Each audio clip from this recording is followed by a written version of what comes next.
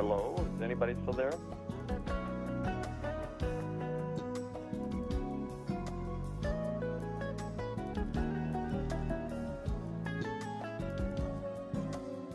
Yes, they adjourned to closed session right now. So, I waited all that time. I thought we actually got to ask a question with somebody to respond. Did somebody follow up with you if you left with not just a comment but an actual question? Sir, if you called in during the public comment period, it's just Yeah. for you to comment. There will be no response to the question. I see. I wish I'd have known that 3 hours ago. So if I did have that question that I asked, there's no one to ask it of? You can email that question to the city clerk at cityclerk@longbeach.gov, and we will forward that to the department to answer. I'm sorry, sure, let me write that down. City clerk? Cityclerk@longbeach.gov. Longbeach.gov. Okay. We'll forward that to the Well, now appropriate I've- department. Yeah, that makes sense. I appreciate your time. You're welcome.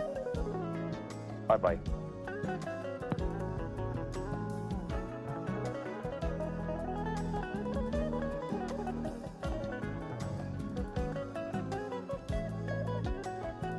You are so nice.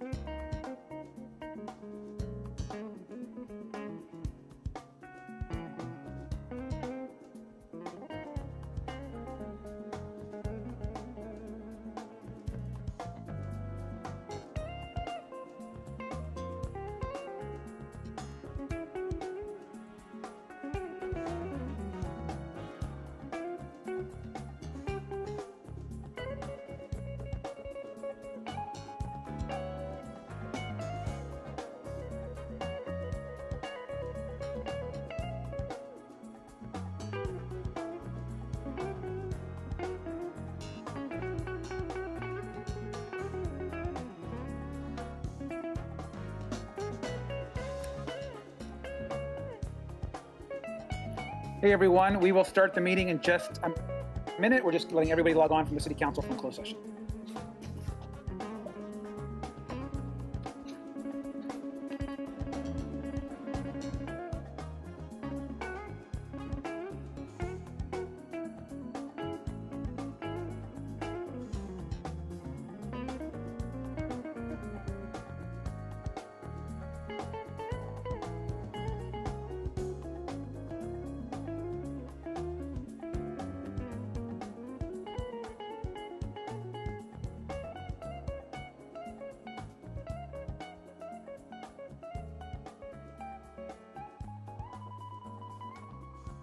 So just do it. We're going to go ahead and start the City Council meeting. If I can please first call to order order the meeting and do a roll call, please, Madam Clerk. Councilwoman Zendejas, Present. Councilwoman Allen, Present. Councilwoman Price, Present. Councilman Supernow,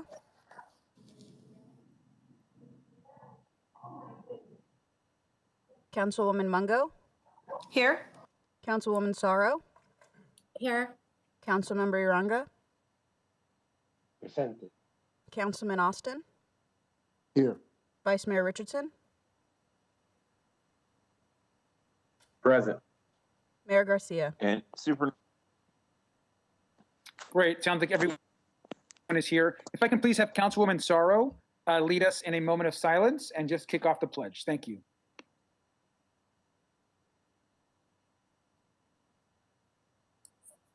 Sorry about that. Yeah, so we can take a moment of silence.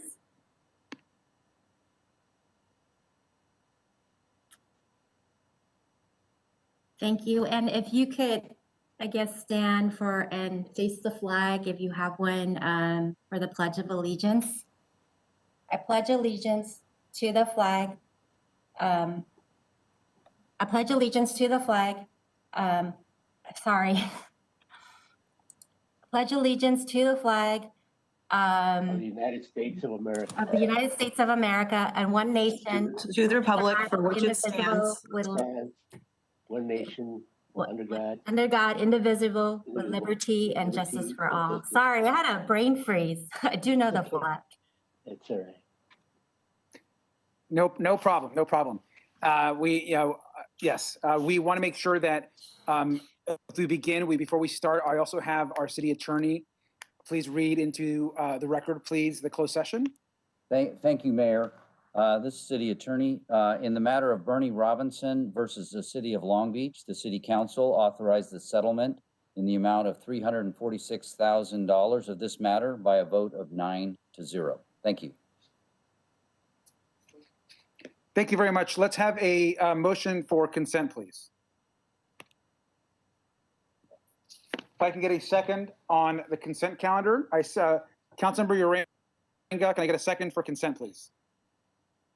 Second by Councilwoman Zendejas. There is no public comment on consent. Roll call vote. District 1, Aye.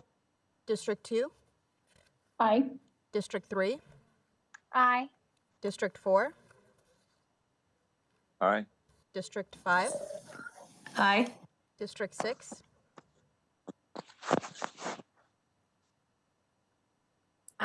Present. Aye. District 7, Aye. District 8, Aye. District 9. Aye. Motion carries.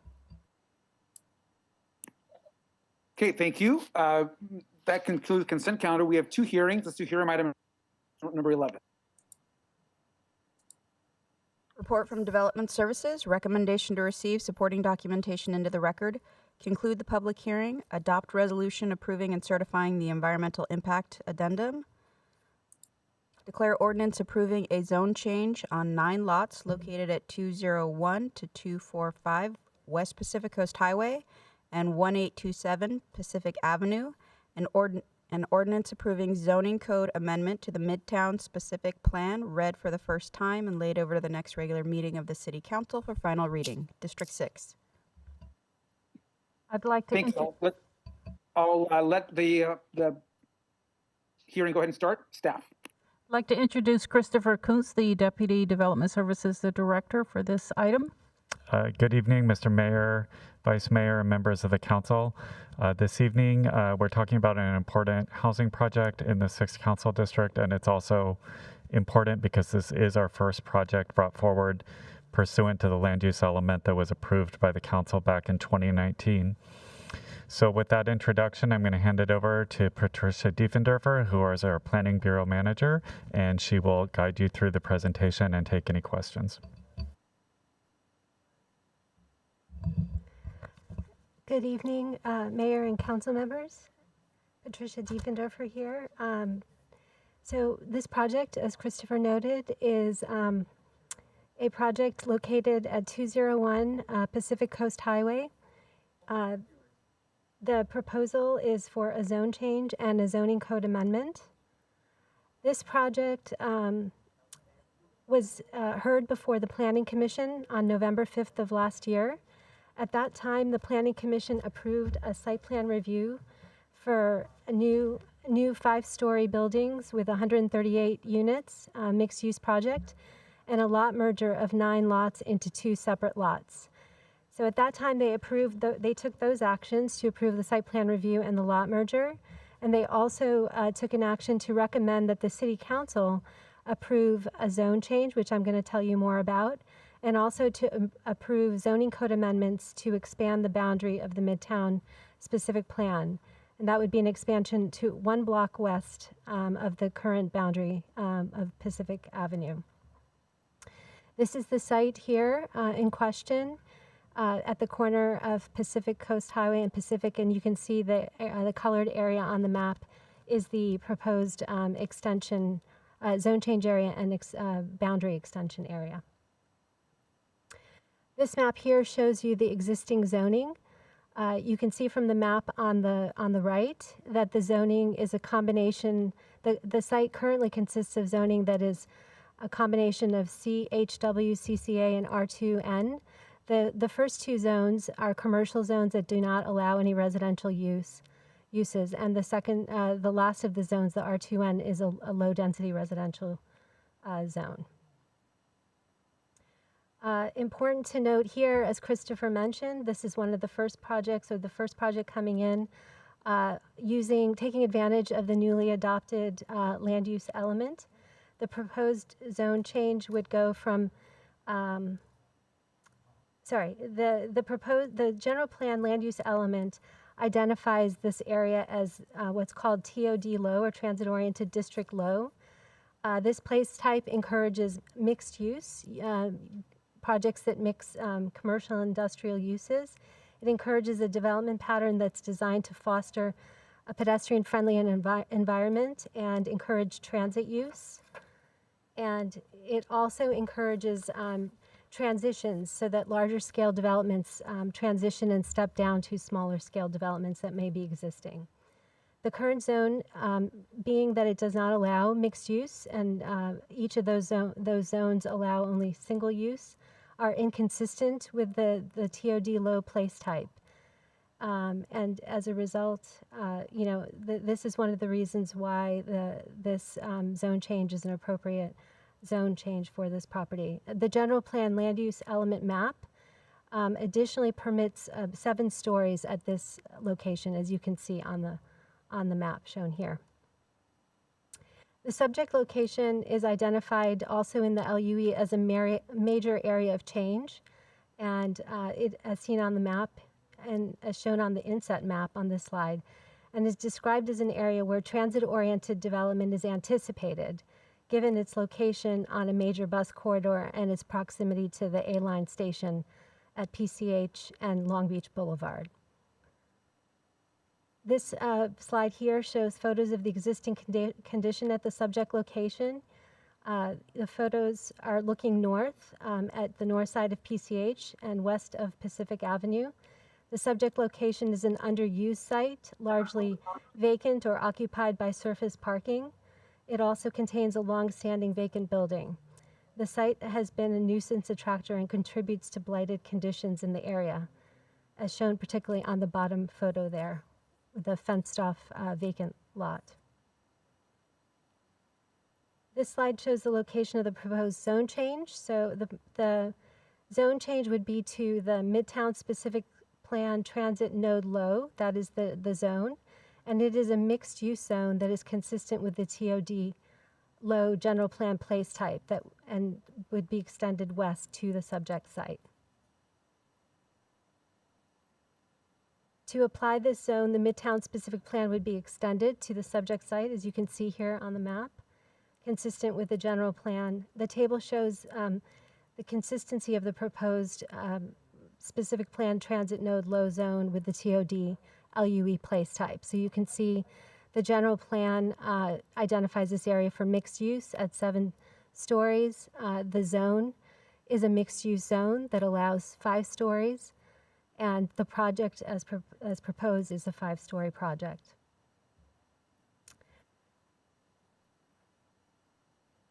So this slide shows the general plan goals that the zone change helps to implement and is consistent with. So it furthers a number of different general plan goals. It accommodates strategic growth and change. It encourages degraded and abandoned buildings and properties to transition to more productive uses.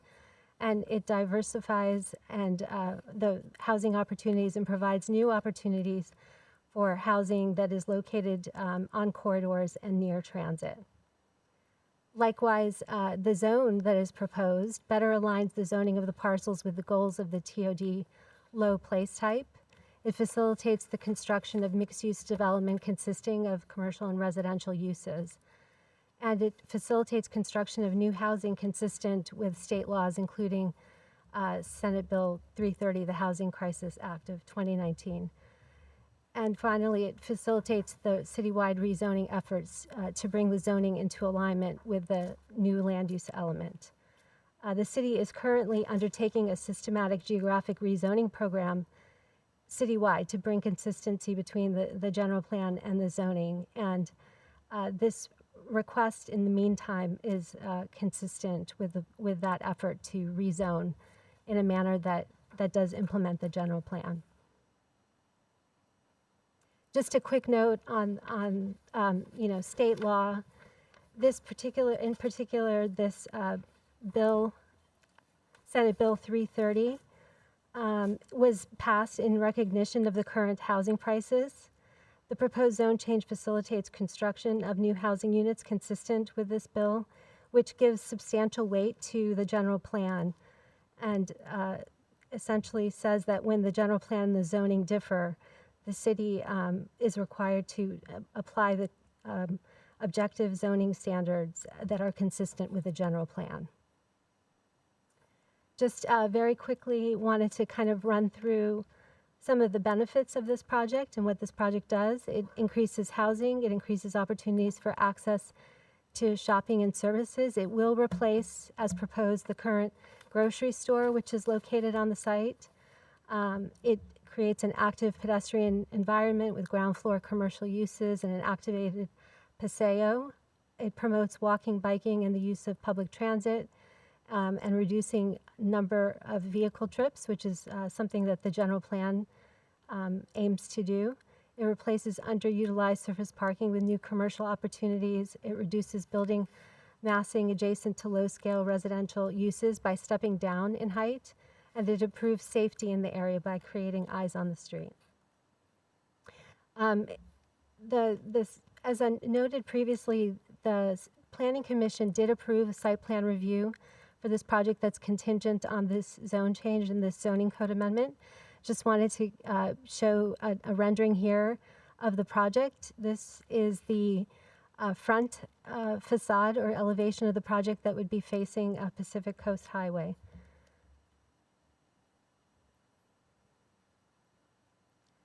This is another rendering that shows how the building steps down to an existing low-scale residential use that is directly to the north of the project. So you can see that the building steps down to a height of as low as 19 feet as it approaches the single-story residential uses to the north.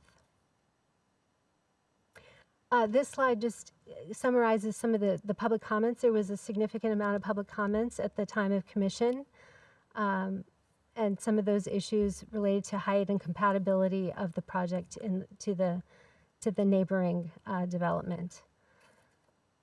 In terms of noticing, or CEQA, pardon me, an addendum to the Midtown Specific Plan EIR was prepared for this project in accordance with CEQA, and it was duly noticed in accordance with the municipal code requirements. And notices were mailed to owners and tenants, and site was posted in publication in the newspaper as required by the code. So in closing, the City Council, the recommendation is that City Council approve an addendum to the Midtown Specific Plan, EIR, that it approve a zone change from the existing zoning to the Midtown Specific Plan Transit Node Low District, and it approve a zone text amendment to the Midtown specific plan to reflect the expansion of the boundary to the subject area. With that, I'm happy to answer any questions that the council and the mayor might have. Thank you. Well, thank you for that. Let me first close out that part of the hearing. I don't believe there's any public comment for this hearing. Mr. Mayor? Actually, I'm sorry. That's not true. We actually do have public comment on this hearing. So let me go ahead and have the clerk call the public comment, and then we'll go back to Councilwoman Sorrow. So public comment, please. Mr. Mayor, this is Mike Mays. Before we call public comment, just a reminder, we're going to need 3 separate votes on this action. The first one is a resolution certifying the EIR, and then a separate vote on each of the 2 ordinances forward. Thank you. Okay, we'll do that. Thank you. Madam Clerk, public comment. Our first speaker is Jan van Dijs.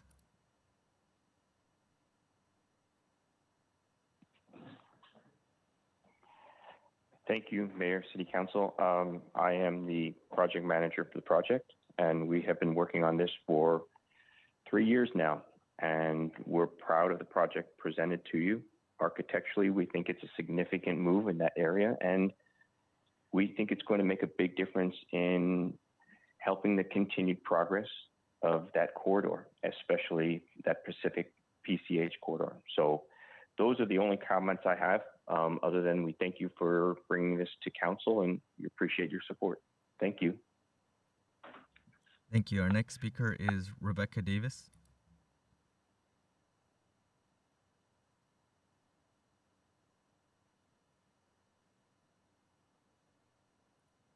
Rebecca Davis.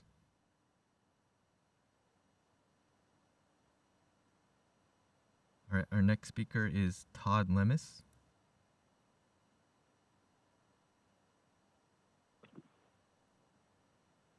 Hi, this is Todd Lemus from Pacific 6. Along with Jan van Dijs, we also are very excited to get this corridor up and optimized.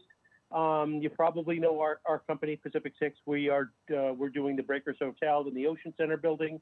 Well, we recently negotiated to be the developer on this project. We're a local Long Beach developer, and we're really eager to connect with the neighbors and members of the community. And since we just recently signed on, we really haven't had a chance to do that yet, but we certainly plan to and are very excited to do that.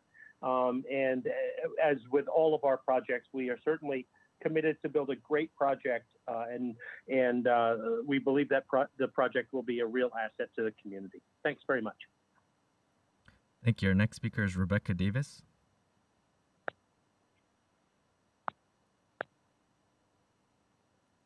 Rebecca Davis. That concludes public comment for this item. Thank you. Thank you. And with that, I'm going to turn this over to Councilwoman Sorrow.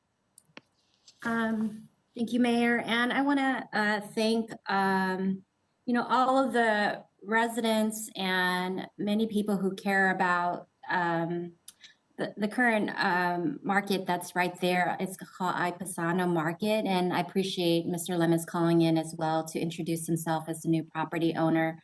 I just wanted to share that, the owner wanted to make a public comment but wasn't able to do so. But I just wanted to make sure that I share that that he's been serving the community during this pandemic as essential business who's been providing groceries as almost kind of a little bit like a bodega in the neighborhood, right? And so I know that he has expressed a lot of concern, as well as many who shops at his market, and that I want to make sure that he knows and many other knows that I'm committed to working with Councilmember Sendeja as well, since we have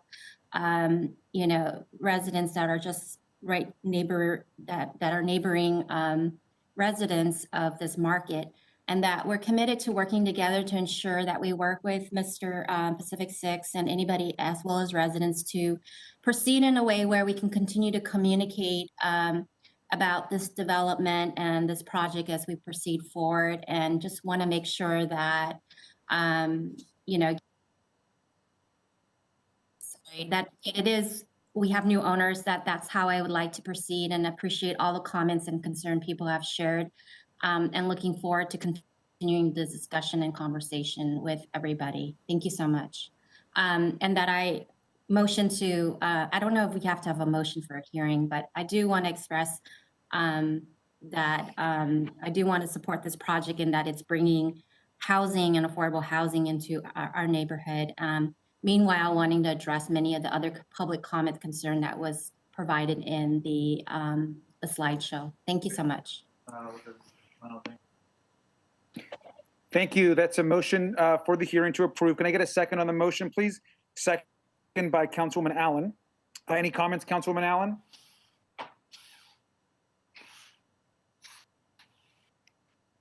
Councilwoman Allen, any comments?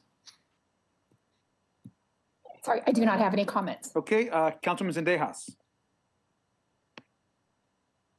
Thank you, Mayor. I just want to say how grateful I am to Councilmember Sorrow for her partnership and her willingness to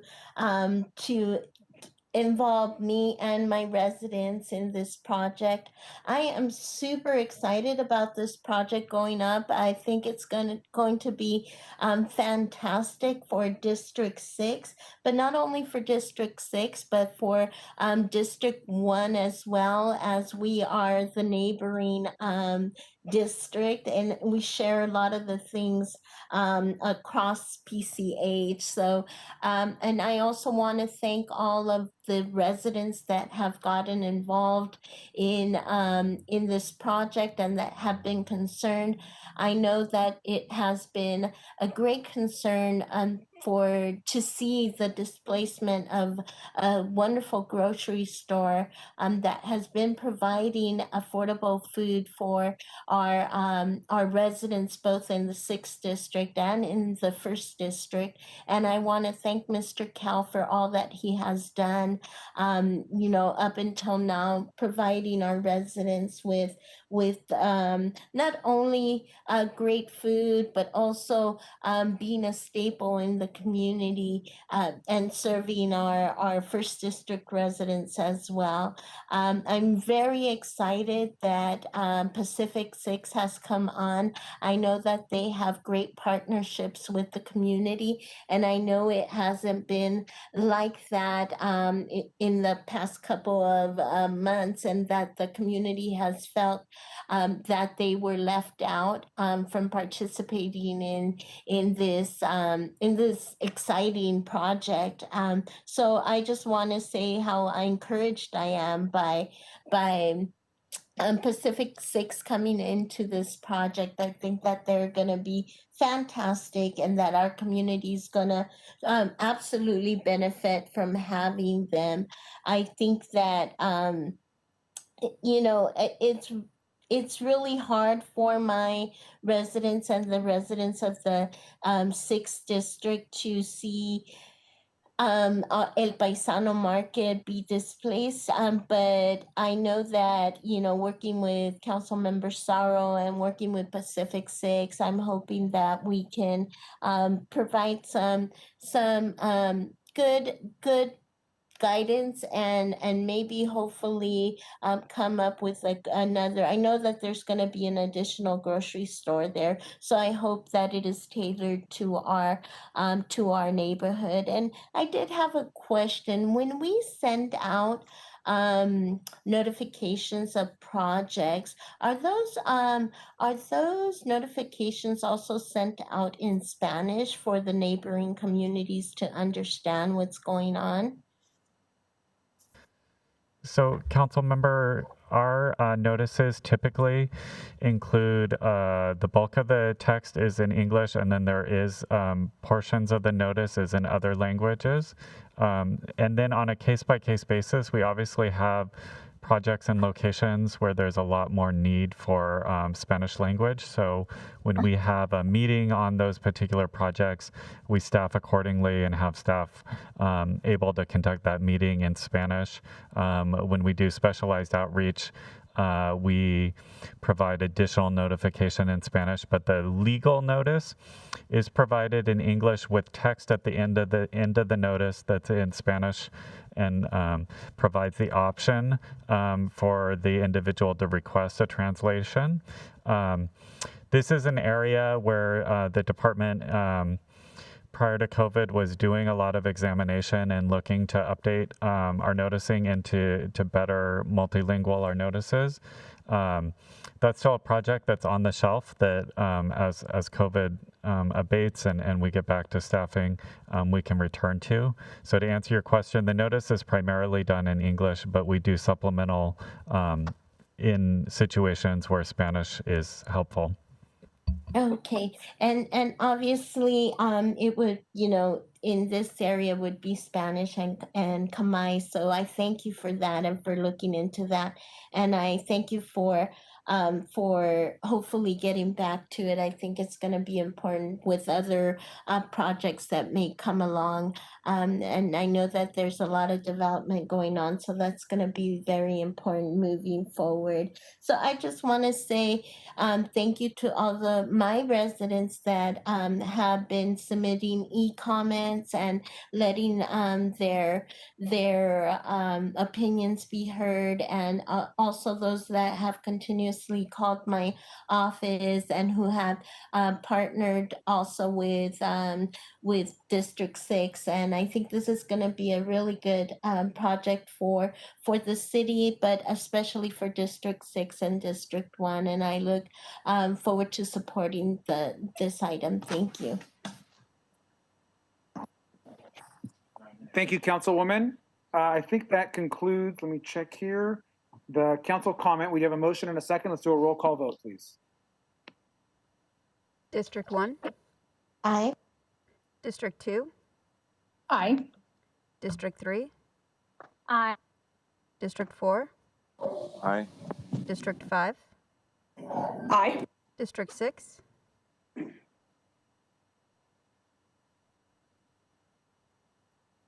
District 6? Aye. District 7? Aye. District 8? Aye.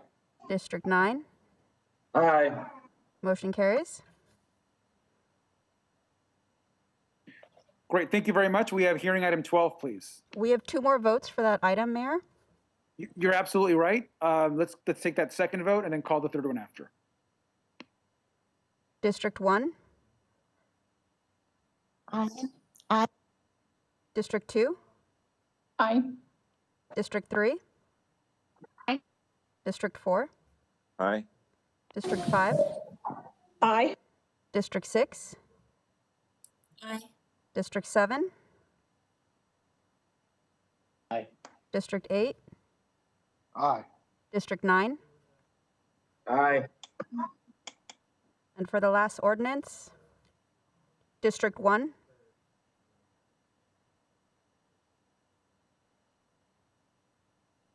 District 1? Aye. District 2? Aye. District 3?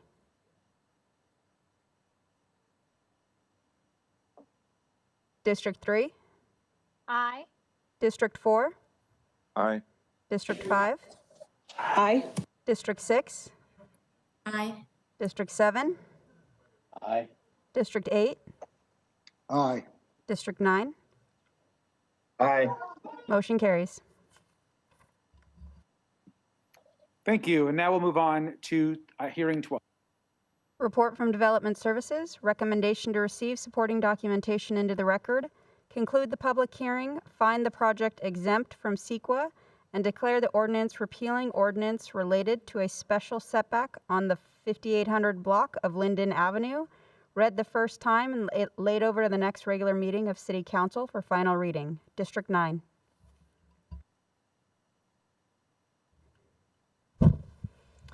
And we have Planning Bureau Manager Patricia Diefenderfer.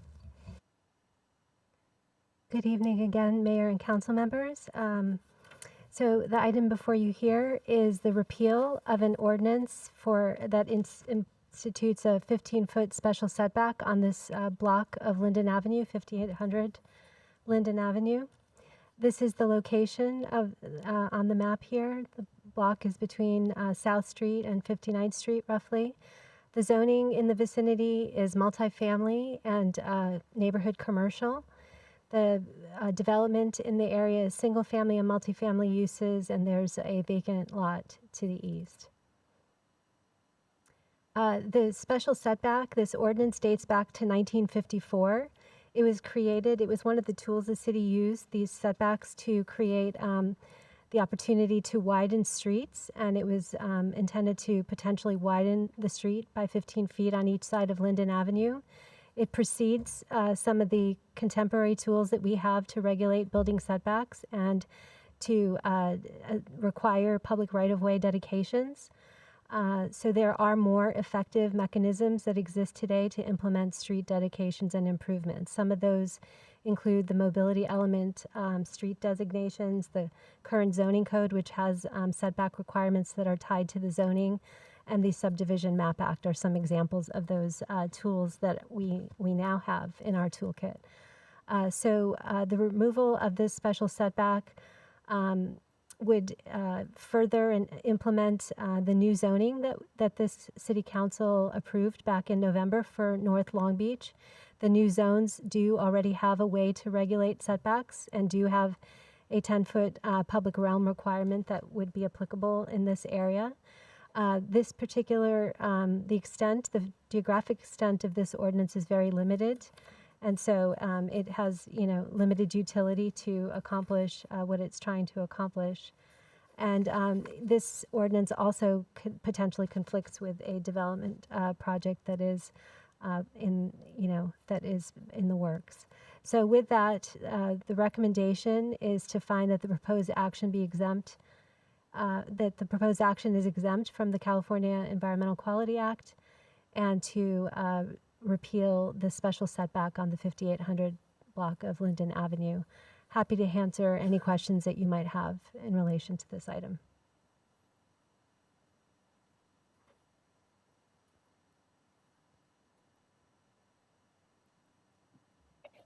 Thank you very much. I don't think there's any public comment. So is there public comment? No public comment on this item, Mayor. Okay, can I get a motion, please? I submit, I queued up to make a motion. I don't have it on here, sorry. So I'll do a motion by Councilman Richardson and a second by Uranga. Let's do a roll call vote, please. District 1? Aye. District 2? Aye. District 3?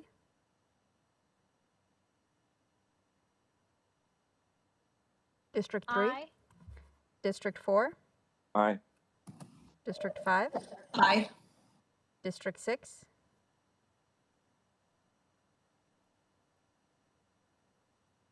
District 6?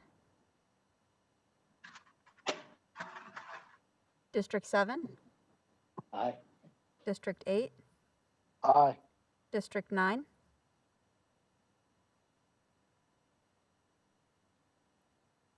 District 9?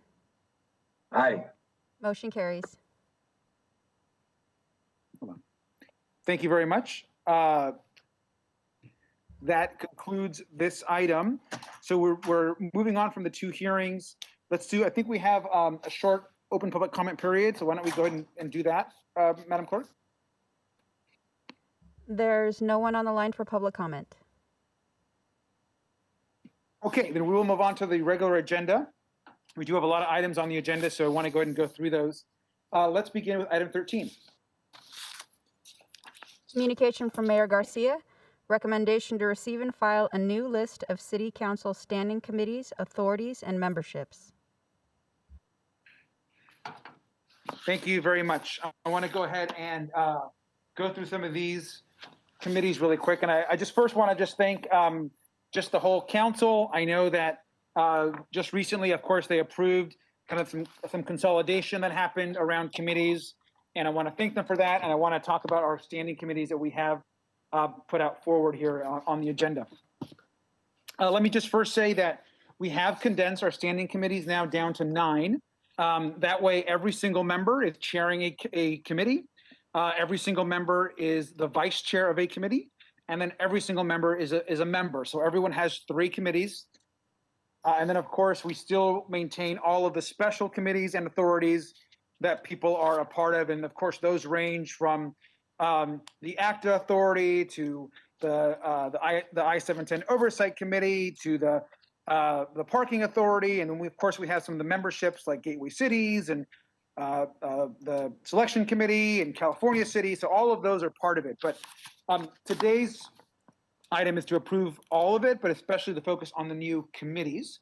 I want to just highlight those. I think I really, there's a lot of thought that went into these new committees and the folks that are leading them. And I just wanted to briefly share some of that, because I think it is important. I want to kind of read these standing committees. I want to first start with budget oversight.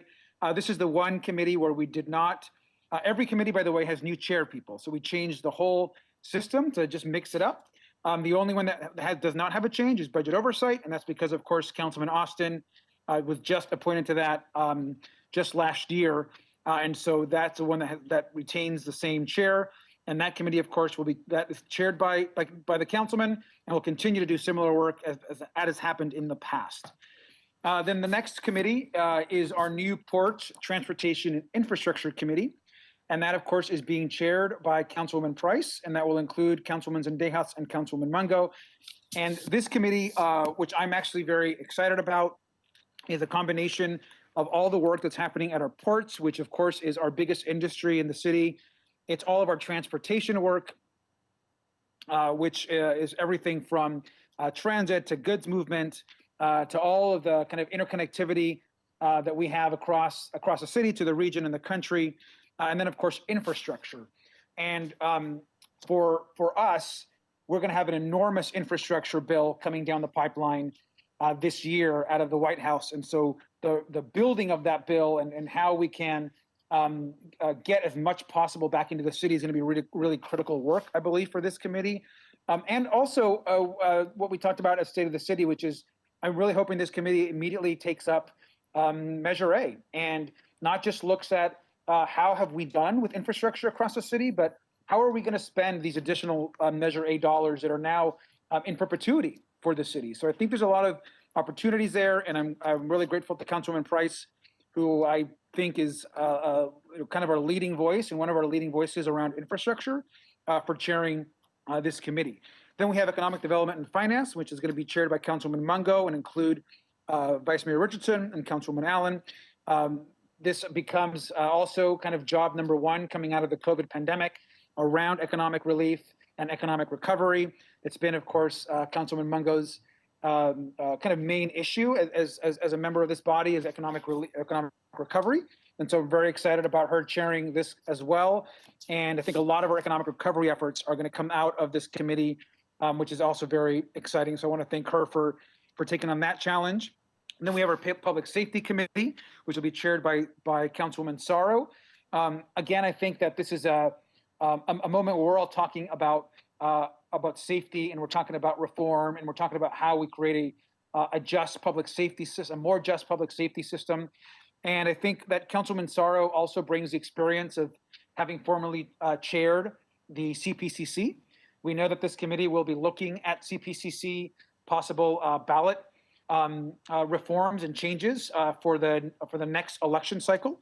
And so we think that there's going to be a great conversation and in this committee, not just around the traditional safety issues that need to be discussed, but also around the CPCC. So I want to thank Councilwoman Sorrow for taking on that challenge, and I think she's well equipped to lead that conversation. The next two committees I think are pretty standard, but they're always important, and that's the Federal Legislation Committee and the State Legislation Committee. Those are being chaired on federal ledge side by Vice Mayor Richardson, and then we'll have Councilmember Supernaw and Councilwoman Sorrow. And for state legislation, it'll be chaired by Councilmember Uranga. Vice Chair will be Councilman Austin, and then we have Councilmember Richardson. We are living in a moment where we have an opportunity to bring down a lot of support from the feds with the new administration. So that committee will be critical doing that work. And on the Vice Mayor Richardson also brings already some really great relationships there, especially with a lot of members that are now involved in committees, and his work with the Congressional Black Caucus, which he's been very active in over the last few years, is important. Also important is why I think he's going to be a good chair is his work on SCAG. Directly has a federal ledge link as president, and so I'm hoping that there's synergy there between those two, so we can use both his work on SCAG to help us at the federal level. At the State Legislation Committee, we have Councilmember Uranga, who again has really strong relationships in Sacramento, and so I'm looking forward to him chairing that committee and getting our state legislation approval through all of our committees in the state legislature. On climate action, which is again a new committee, we have Councilwoman Allen, then we have Council Member Mungo and Council Member Zendejas. Probably no bigger issue that faces us in our future long term as climate change and climate action. I know Councilwoman Allen has been very involved in that, and she talked a lot about that in her last campaign. And so there's a lot of work around the cap and a lot of work for us to do in the future there. So I look forward to her leadership on that committee.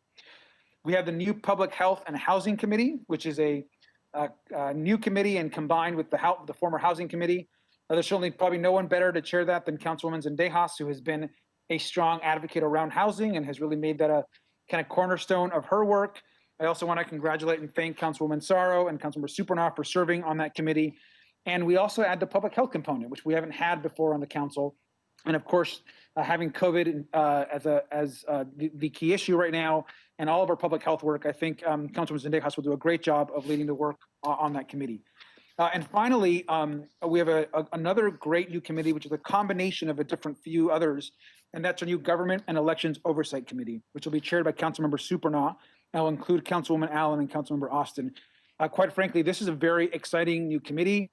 It combines our Personnel Committee, and it combines our Elections Oversight work, and really just government oversight. This is going to be the committee that internally looks at the systems and looks at our city, everything from who we're putting on commissions to how our elections are being run, and to working with some of our new commissions like the Ethics Commission, like redistricting, and there's so many other kind of internal kind of reforms that the public has put in place that I think we need to have this committee to be able to take an important but also oftentimes critical view of how we do things within the city. I think Councilmember Supernaw we all respect as fair and balanced, and I think he's going to do a great job chairing this. And so I'm really excited about kind of everyone's strengths and these committees. The last thing I'll say before we move on this is that I'm hoping, and it's not part of this motion, but something I've talked to a couple members about is I'm really hoping, and this might be an agenda item that comes forward at a later date, but that we establish some additional council rules around committees. And the reason why we are streamlining these is because in an ideal scenario, we would have major issues that come in front of us would first go to a committee or be forwarded to a committee to really vet it and so that the folks on there have an opportunity and the public to really get into an item before it comes to the full council. And oftentimes I've heard from folks, and I've noticed that an item will come, on the supplemental or with a week's notice, and it's a major policy issue and has not been really vetted or discussed. I think I'm hopeful that the council can use this committee system to really vet items before they get to the full body. Of course, that's only going to be as successful as all of the council members want that to be. So we can't, until we put a rule in place, but I'm really hoping that we can bring something forward soon that strengthens these committees, encourages participation from the public at the committees, and then so when the item actually gets to the full body, it's been heard, it's been debated, there's a recommendation, and we can move forward with a little bit more confidence that it's been well vetted. And by the way, this system is not new. Most major cities across the country have structured committee systems, and I think we're at the point where we need to move a little bit closer in that direction. So I'm really hopeful that we can work on this over the next few months as these committees get going. So with that, let me first go. I do have, one second, let me open the, thank you. I have a motion by Vice Mayor Richardson and seconded by Councilmember Austin. Vice Mayor Richardson. Thank you, Mr. Mayor. And I like the alignment of new committees.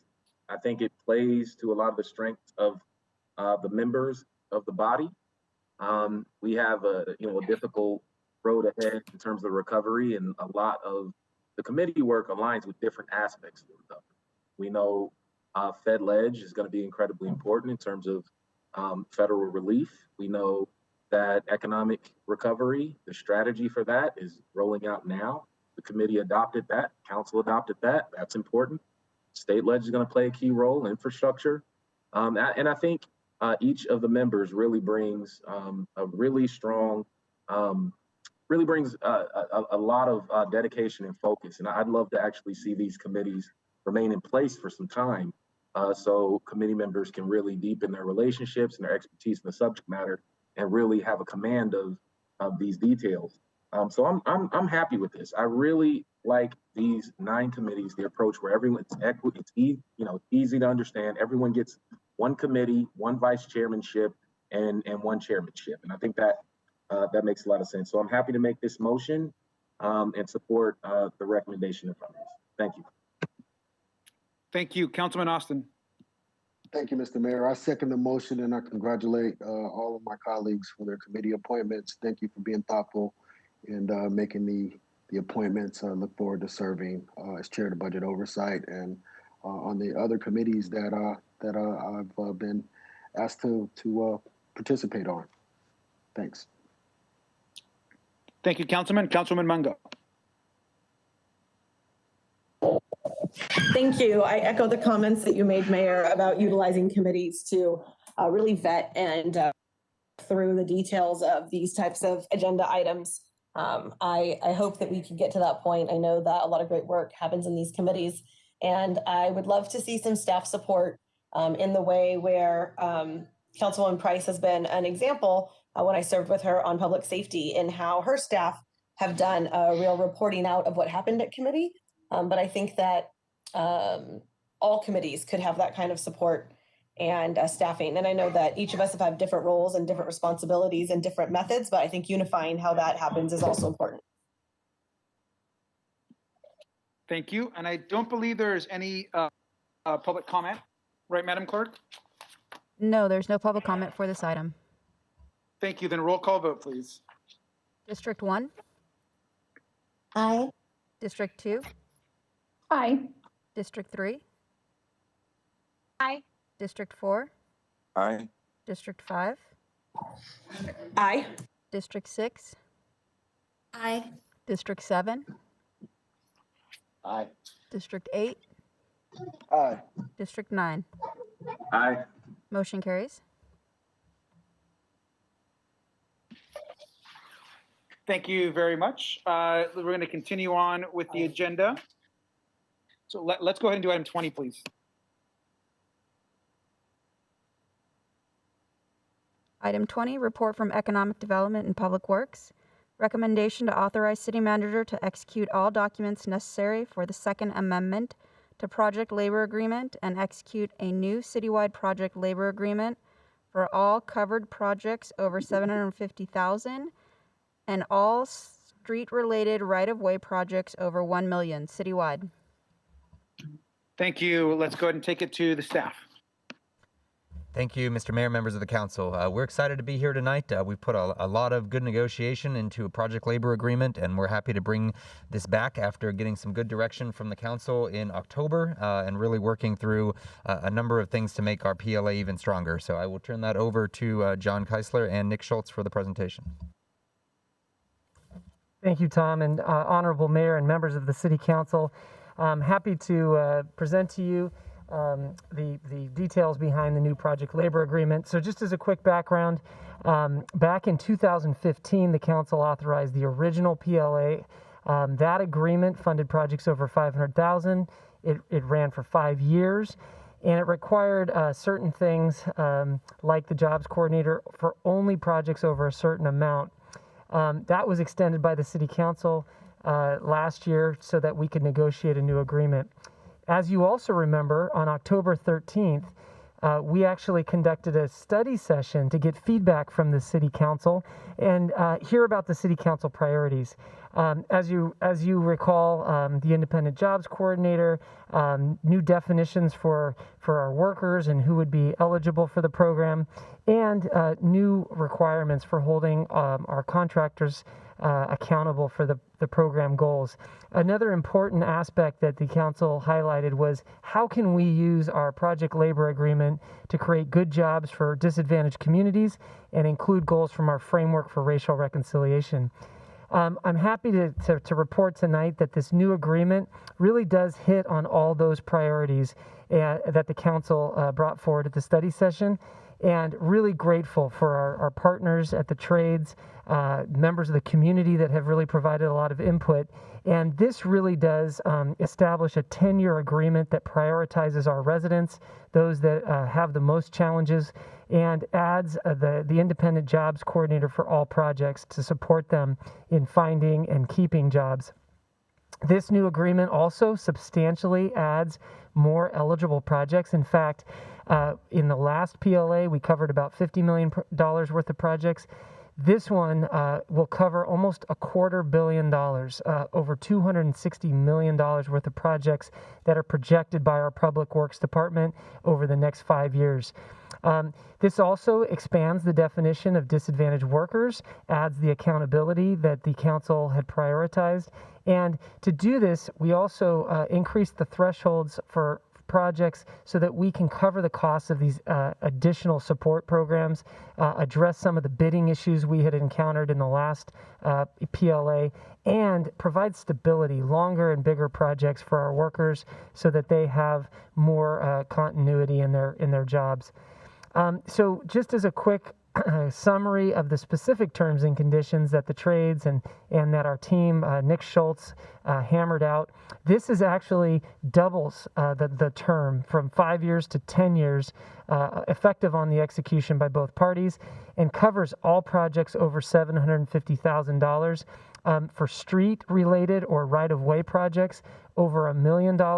And what we'll be doing is we'll be coming back after 5 years when we get our new project list to talk with the trades about a cost escalation factor based on years 6 and through 10.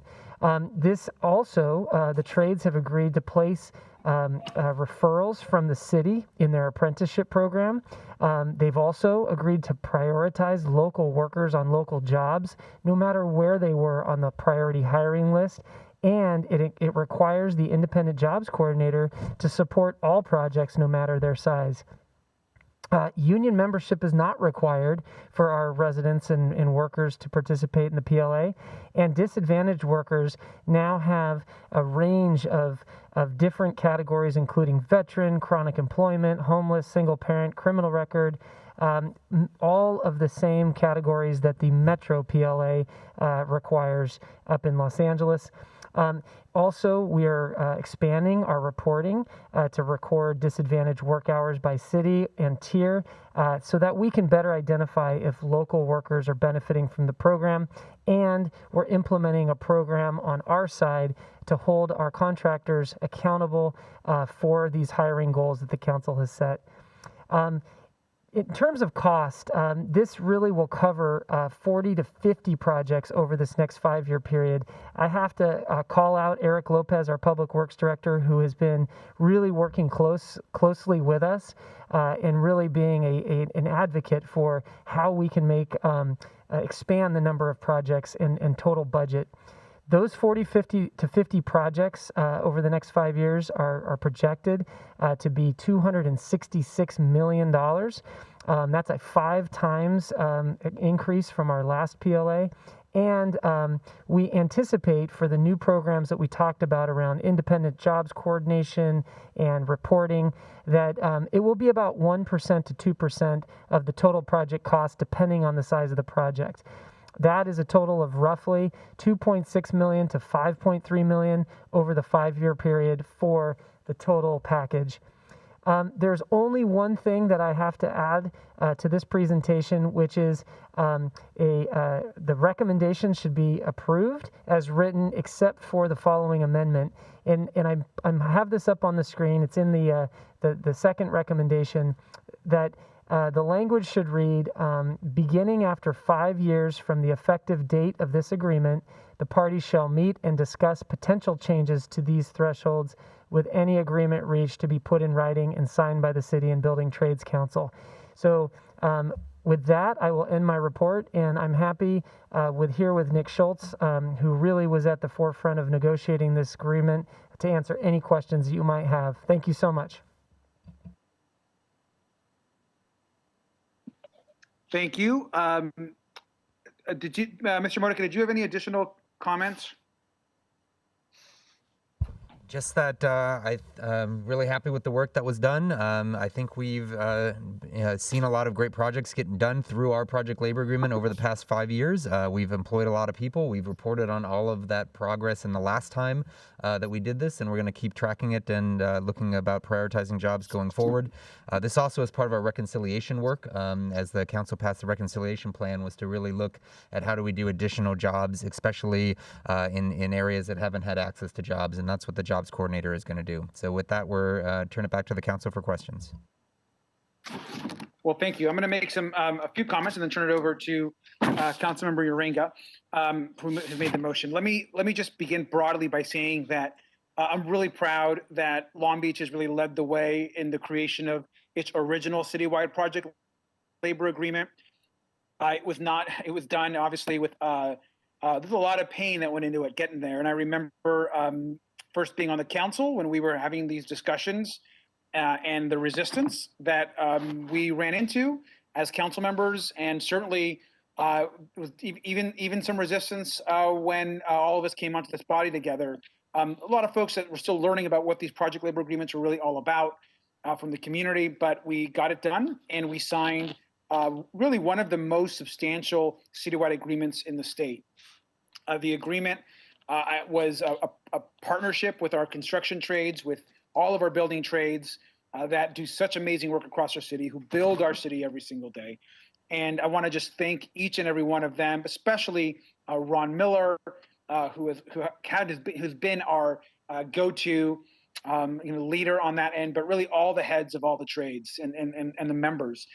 And I just want to also note that our work on this PLA, and of course the work that's happening now as we extend, wasn't just about what happened here in Long Beach, but we took this energy and began to work then with the port to ensure that they had a PLA.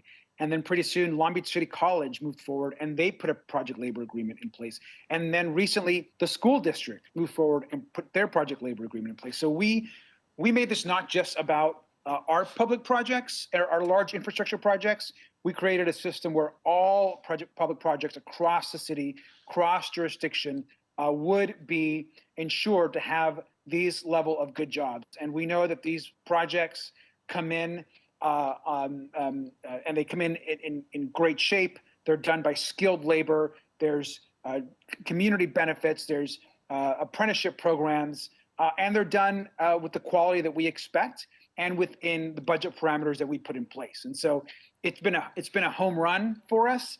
Really proud to be here again for this extension. And I want to thank all the members that have been so supportive of our project labor agreement work. And so with that, we have a motion, and first up is Councilmember Uranga. Thank you, Mayor. And if you could please put up slide 7, I think it's the one that I'm going to be referring to. I want to agree totally with everything what the mayor said. When I was on the Community College Board of Trustees, there was an effort also to create a PLA back when I was on that board. And there was resistance, as well as during the time that Councilmember Uranga, Tonya Uranga, was on the city council. She tried to bring this forward, and there was also resistance in those days. So this is a major threshold that we're crossing at this point. You can put up slide 7. John. Anyway, the whole issue is that it is community based.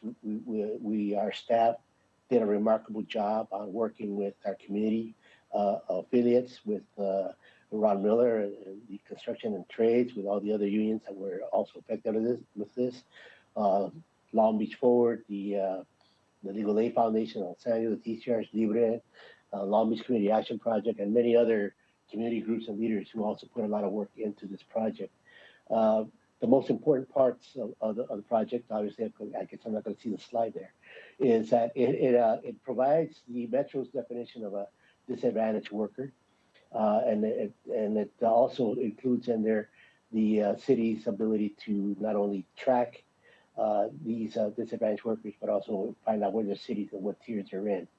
And also, I think the most important part of it is that it holds our contractors accountable for for meeting local and disadvantaged hiring goals. I think that's one of the most important aspects of this project labor agreement. And as the mayor said, it also provides a guarantee that the work that gets done in the city of Long Beach is done well, and it's done with codes, and it's done with the knowledge that there are going to be fair wages and living wages for workers in these projects. So I'm very happy and pleased to move this motion forward, and would appreciate the unanimous endorsement and support of our council.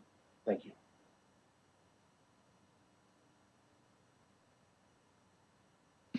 Thank you, council member. Next up is Councilwoman Zendejas.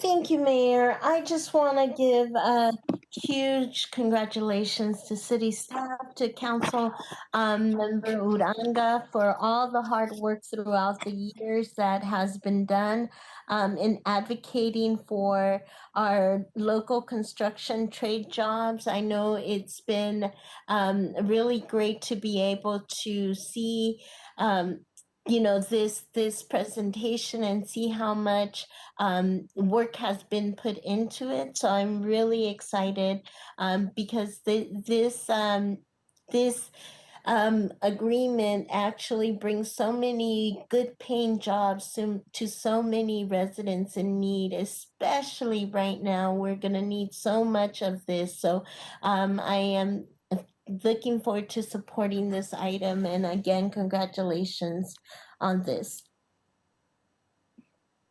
Thank you. Council member Austin. Thank you. Obviously, this item has my full support. I want to congratulate and just salute staff for negotiating a great agreement with the building trades and the interest. I love the fact that many of the points raised by the community over the years, as we have learned over the last 5 years with the PLA, how to tweak it. Our recommendations to look at the Metro agreement, it looks like we're fully implemented and agreed upon in this agreement, and that I think will help with equity, but ensure that as a member already mentioned, that we have quality labor piece and quality projects in our city.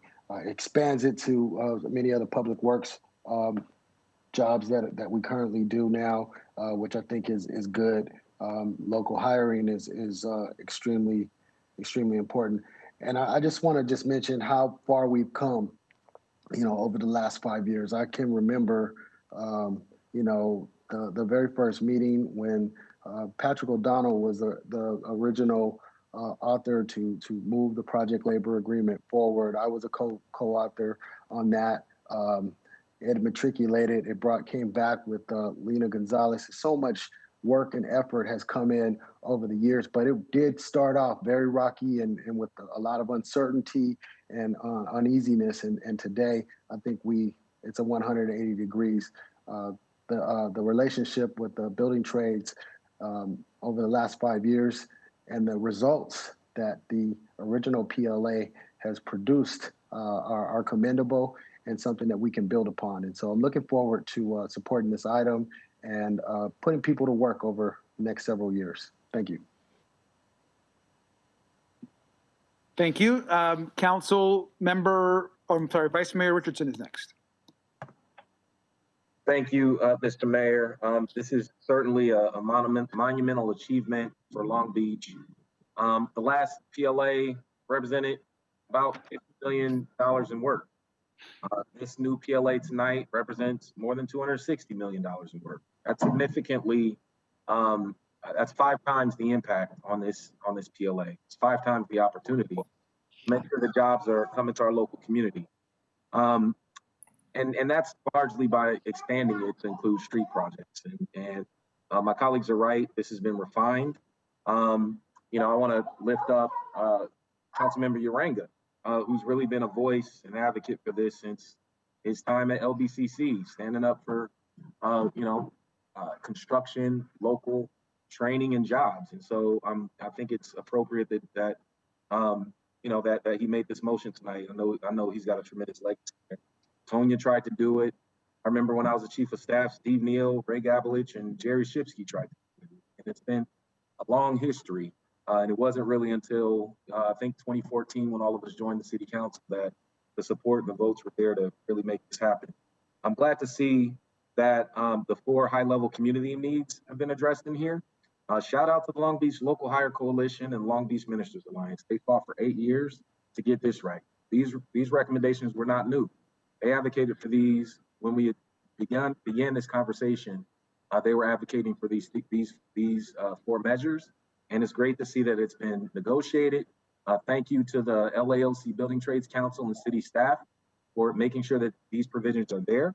I also want to acknowledge the work of the Long Beach Racial Equity and Reconciliation Initiative, specifically calling out the opportunity to ensure that the construction workforce reflects our local community. That's important. So the 4 pieces, you know, the independent jobs coordinator, I'm glad to see this there. Utilizing strategies from the equity toolkit. That's important to ensure that Black workers, brown workers, people from our local communities of color can work on these projects. I'm glad to see the definition of disadvantaged workers, targeting the most in need. You know, I've said it before, we have a K-shaped recovery. Disadvantaged workers are taking a lot longer to recover, so we have to align all of our strategies, including the PLA, with that effort. Reporting disadvantaged work hours is incredibly important. We talked about this, and I'm glad to see that in there. And I love that we have a process similar to Metros to hold contractors accountable. That's the teeth to the PLA. All of these things together has brought us to this point. So this is a big moment for the community. It's a big moment for jobs. It's a big moment for labor. It's a big moment for Long Beach, and it's all about the recovery. So thanks a lot, and I'm happy to support this motion. Thank you. Councilwoman Allen.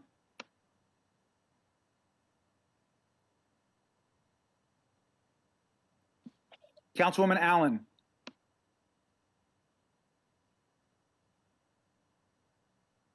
Talking away, sorry about that. Yes, okay. I'm sorry about that. I was still on mute. Yes, thank you, Mayor. And I'm just really excited that we're at a good point and that everyone is happy. And I know that it always hasn't been this way in the past, but so much good work has been put into this.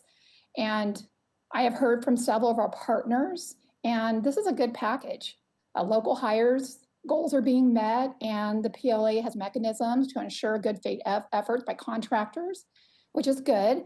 It encourages hiring of disadvantaged workers and implements independent job coordinator, and also covers our street and gas line projects that weren't covered in the past. But most importantly, like my colleagues have already talked about, it establishes a 10-year agreement that prioritizes Long Beach residents on the hiring list. And this is important for our community in a time where, you know, we need these jobs. So I too want to thank John Keisler and Nick Schultz and Eric Lopez for their work on this PLA and for all of our partners in trade. And I also want to acknowledge my colleague, Councilman Roberto Uranga, for his history in advocating for local construction trades since his time on the council. So great work, everyone, and I'm excited to pass this tonight. Thank you, Councilwoman Allen. Councilwoman Price. Thank you, Mr. Mayor. Can you hear me okay? Yes, no problem.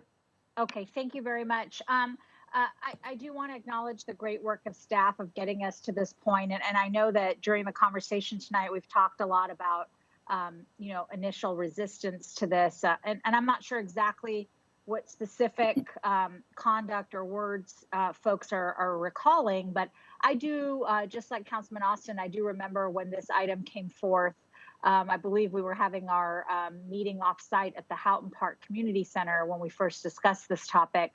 And I think, I was one of the council members that really was concerned about the additional cost of the projects, because that was a community concern that would city projects now take on an additional cost. So, I don't know that I would necessarily call that resistance, but I was really grateful at the time because the makers of the motion did accept some of the friendlies that I made that resulted in us having more transparency and regular reporting than we would normally have on citywide projects, which allowed us to be able to demonstrate to the constituents the best use of the public funds that we were using for these projects, which of course is the number one concern for all of us with the fiduciary duty to make sure that we're getting the best price for projects. One thing that I have learned over the years is several of the projects in my district along the coastline have been completed with the PLA. They've been tremendously successful projects. And while there may be an additional cost associated with the terms of a PLA, that cost is far outweighed by the benefits of utilizing a PLA. What I have been able to determine and speak of as fact from my own personal opinion as a result of some of the report back requirements that were part of the friendly amendment that we adopted 5 years ago, actually 7 years ago, was that 6 years ago, on balance, the additional costs have yielded in projects that are consistent in terms of the work quality and the quality of the final product. The efficiencies that have been identified as a result of working the PLA are efficiencies that we would not have without a PLA.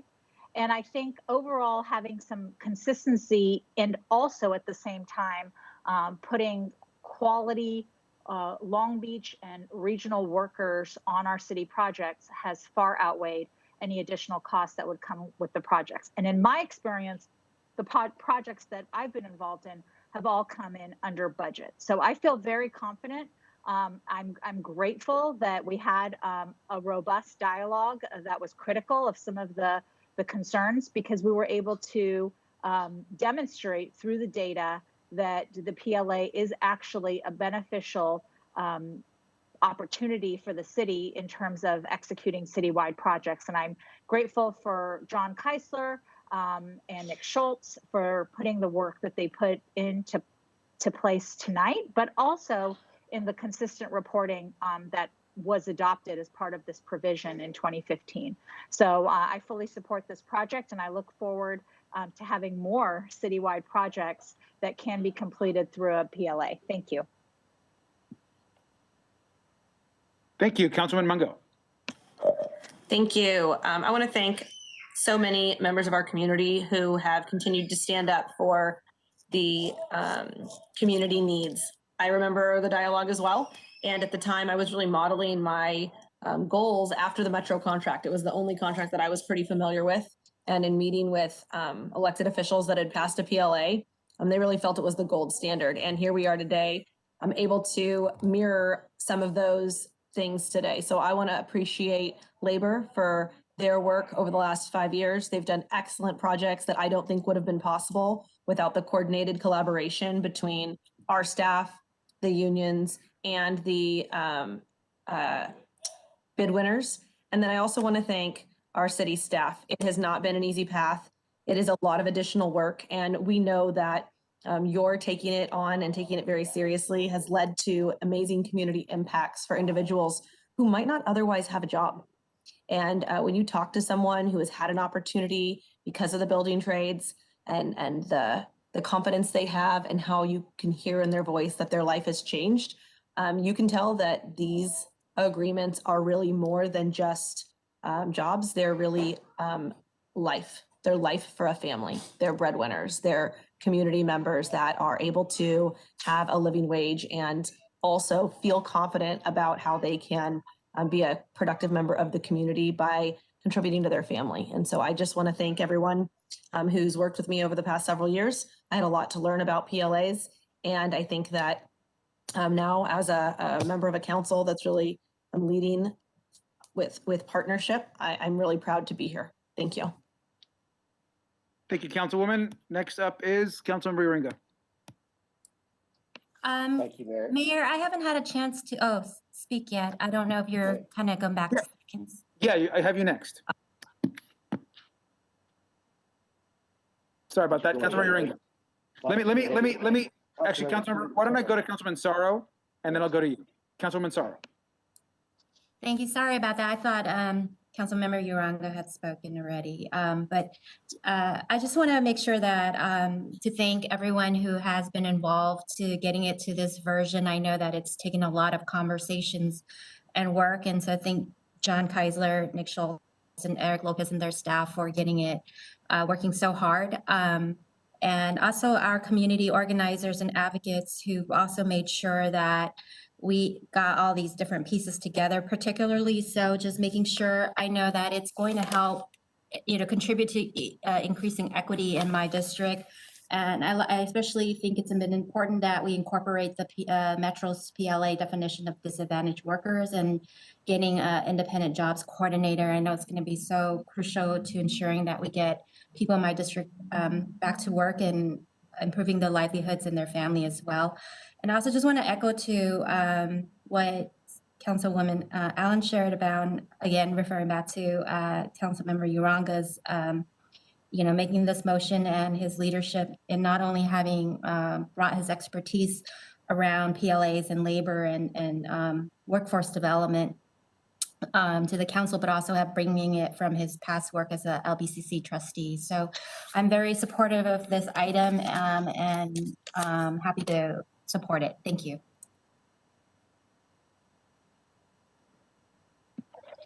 Thank you. And now, Councilmember Uringa. Thank you, Mayor, and I want to express my gratitude to all my colleagues for their very positive thoughts on this project here and the project labor agreement. It's been a long time coming. It's been a labor of love for many of us, and it's a culmination of a lot of blood, sweat, and tears, a lot of tears in bringing this forward. So, but one last thing, if I can, I'd like to see if we could have an annual review as to how we're doing with our PLAs and our hiring efforts, so that we can keep track of what we're doing here. And with that, I motion to approve the project labor agreement. Okay, can we take public comment, please? Our first speaker is Abraham Zavala.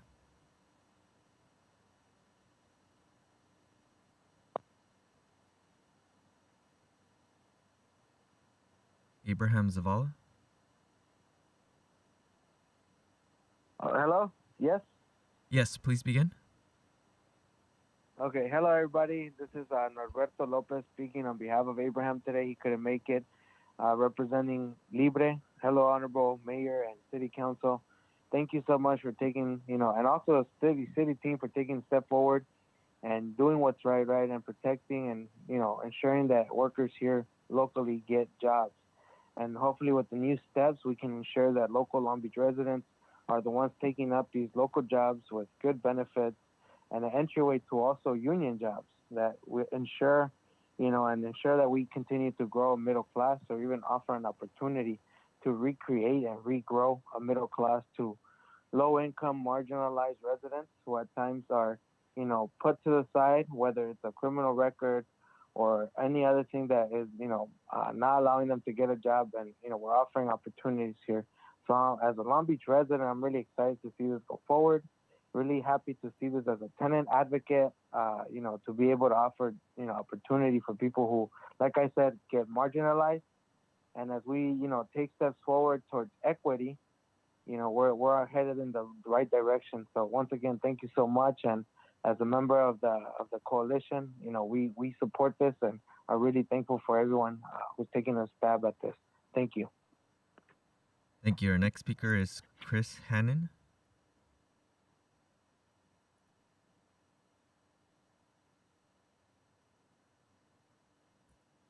Chris Hannon.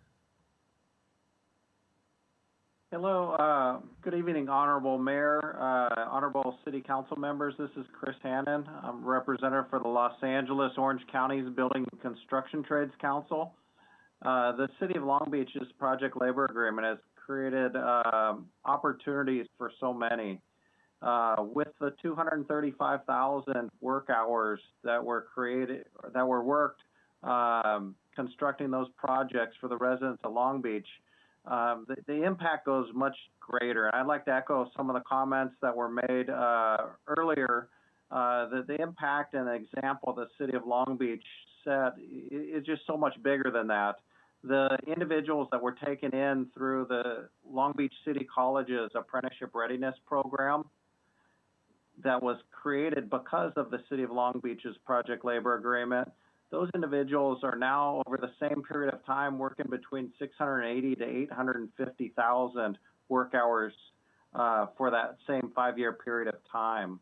It's led to other project labor agreements and community workforce agreements in the area. When I was at the Long Beach Unified School District's meeting, as well as the Long Beach City College's meetings for their project labor agreements, there were individuals that started their careers because of the City of Long Beach's PLA. And it's just incredible the impact that it's made on their lives. And now they're working not just on those Long Beach projects, but in and around the region, and bringing those dollars back to their communities in Long Beach. Pacific Gateways has done a great job supporting and removing barriers for these candidates as they entered into apprenticeship, and now many of them are even completing their apprenticeships and are journey level workers within our local unions.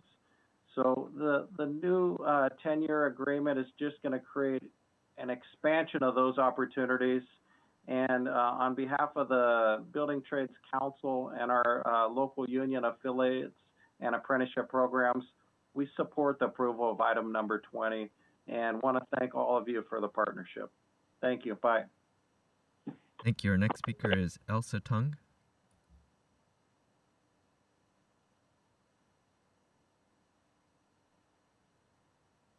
Hi, good evening, Honorable Mayor and City Council. My name is Elsa Tung from Long Beach Forward, a member of the Long Beach Local Hire Coalition, which is a community-based coalition that has been fighting for years for local and disadvantaged hire best practices within the citywide project labor agreement to benefit our Long Beach neighbors most in need. Today we say thank you. Thank you so much to Economic Development Director John Keisler, to city staff, and to our council champions. Thank you for listening, and with your vote today, thank you for doing right by our community. The proposed new PLA includes the 4 structural improvements that have been consistently recommended by the Local Hire Coalition to strengthen local and disadvantaged hire. Number 1, require an independent jobs coordinator for all PLA projects. 2, define disadvantaged worker using Metro's definition, which targets the most economically and socially disadvantaged populations. 3, report disadvantaged work hours by city or tier so we know if Long Beach residents are benefiting. And 4, use Metro's process for holding contractors liable for local and disadvantaged hiring goals. Council members, recall that under the original 2015 PLA, only an average of 19% of work hours were performed by Long Beach workers, with the majority of work hours coming from outside Long Beach. With these 4 structural changes, we should see this balance tip back toward Long Beach workers, and specifically the Long Beach workers who are most structurally disadvantaged. Finally, I want to read out loud the equity lens section of the staff report, because this is the city's promise that everyone needs to hear. Quote, exploring and enhancing the role of the independent jobs coordinator in the proposed PLA to improve access to local jobs for Black communities and communities of color was explicitly called for as an action item in the Strategy for Advancing Economic Equity in the city's Racial Equity and Reconciliation Initiative report. To advance the strategy, the PLA administrator in the Economic Development Department will develop an implementation plan using strategies from the Equity Toolkit to enhance the role of the independent jobs coordinator in the recruitment, training, and ongoing support of Black workers and local communities of color for work on PLA projects. Now, to keep track of this promise over the next 10 years of the agreement, the PLA should be brought back to council regularly for official review and evaluation. Council members, we find ourselves in one of the worst health, economic, and racial injustice crises city has ever seen.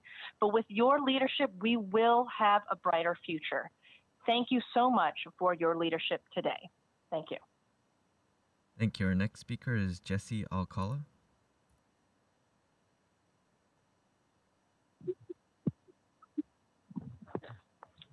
Hello, City Council, Honorable Council, Mayor. My name is Jesse Alcala. I am a single father of 5 daughters. I live in the city of Long Beach, and the one thing I want to thank the City Council for is creating this program that focuses on disadvantaged workers as myself. I am a single parent raising 5 girls all on my own, and this opportunity and stability program that can provide can make a huge impact on my life and many lives of Long Beach residents. So what we would like to do is to have a strong commitment from the Honorable Council to stay focused on hiring locals. As an active tenant leader in the housing justice movement, I want to call on Council to remember that good paying jobs can lead to more stable housing for families like myself and my residents around me. Thank you for your time. Thank you. Our next speaker is Suzanne Brown.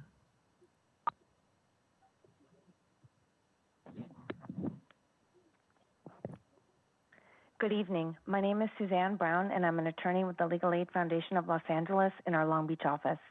I'm speaking this evening on behalf of the Long Beach Local Hire Coalition. Our coalition came together 8 years ago to fight for strong local and disadvantaged hiring requirements in the city's PLA.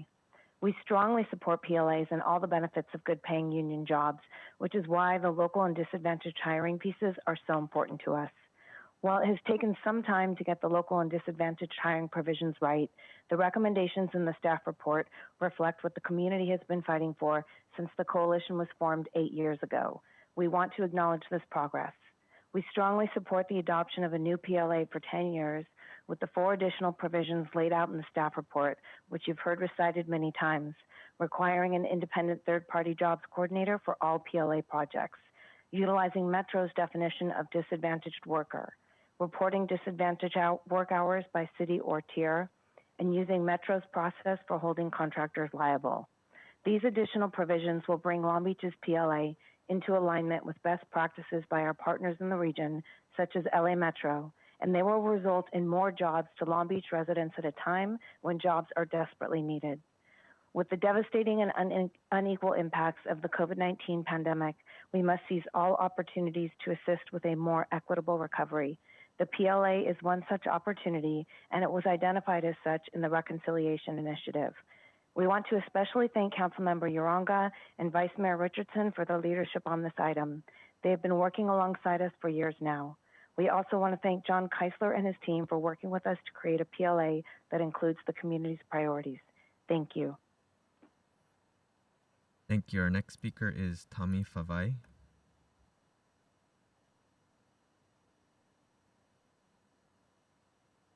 Long Beach residents.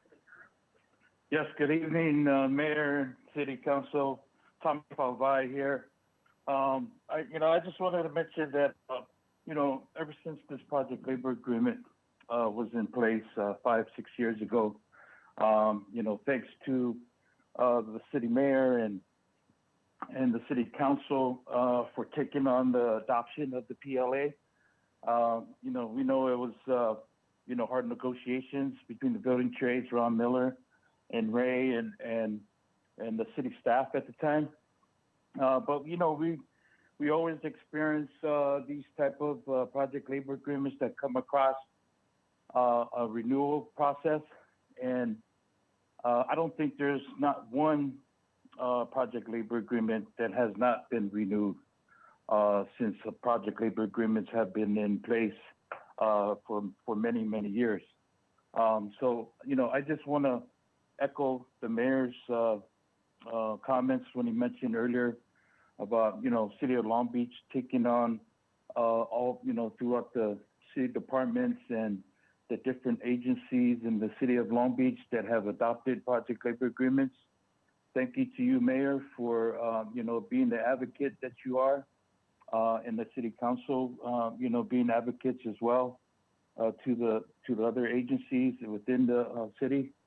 And I think, the City of Long Beach, should take their hats off and say, hey, you know what?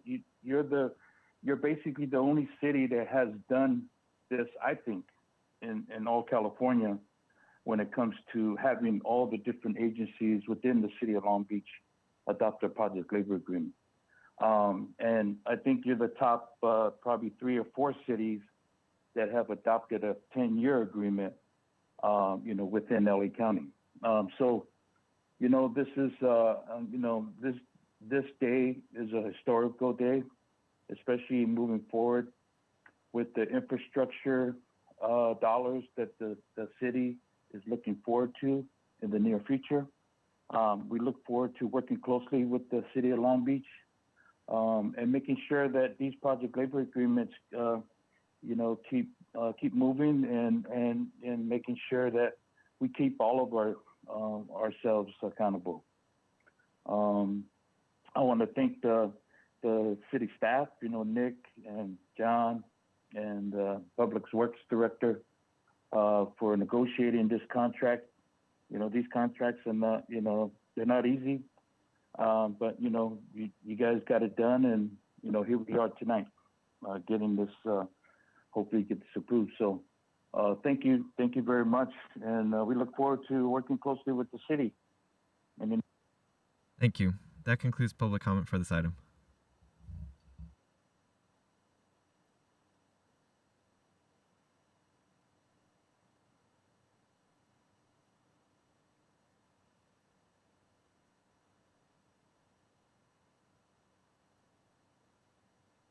Mayor, that concludes public comment. Councilmember Uranga, before we go to the vote, or I'm sorry, you made a motion. I just want to confirm that includes the revisions that staff discussed. Yes, it does, and I also want to include a annual review of the progress. Yes, we definitely got that. And then I have, so that's the motion. I have the second by Councilwoman Zendejas and Councilwoman Price. Mr. Mayor, just real quickly, I wanted to just highlight a couple of things. As my colleagues were talking, it occurred to me that this conversation regarding PLAs has been going on far before even when I was on the council, and Councilman Uranga highlighting that former Councilwoman Uranga had also brought this issue before council, and that he himself had brought it with City College is a reminder that this is a long conversation than when I was involved in this through this council. And so there probably has been, a lot of historical procedures with resistance and concerns and things in the past that I'm not even aware of. But I would be remiss if I didn't call out specifically now Assemblymember O'Donnell and Senator Gonzalez. Assemblymember O'Donnell is the one who brought the item forth at that first meeting that I think lasted until 1 or 2 a.m. at Houghton Park, where we first talked about this issue.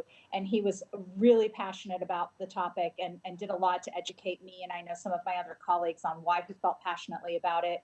And when he went on to the Assembly, Senator Gonzalez really took the lead on this as well. And so, Councilmember Uranga, thank you for your efforts on this and for reminding us of how long this discussion has actually been happening, that it even predated you on this body, but that you had initiated on the college board as well. So I really appreciate that, but I didn't want the night to go by without acknowledging some of our former colleagues who contributed so much to this conversation. So thank you.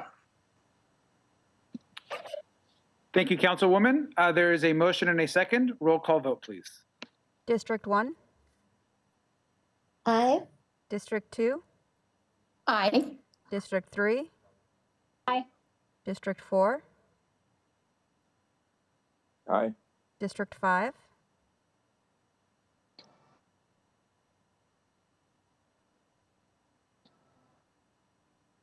District 5? Aye. Can you hear me? Yes, thank you. Oh, good. Thank you. District 6? Aye. District 7? A resounding aye. District 8? Aye. District 9? Aye. Motion carries.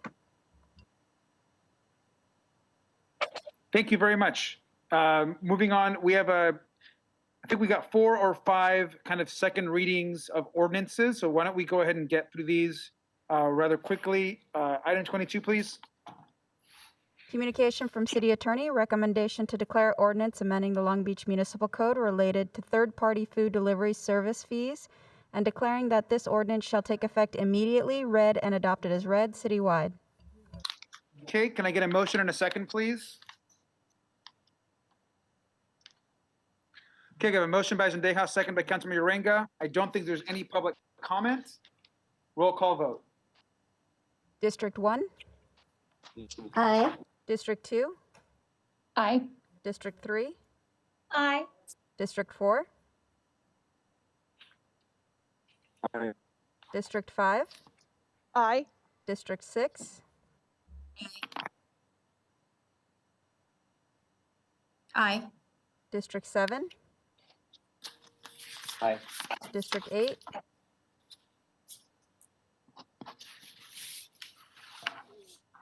District 8,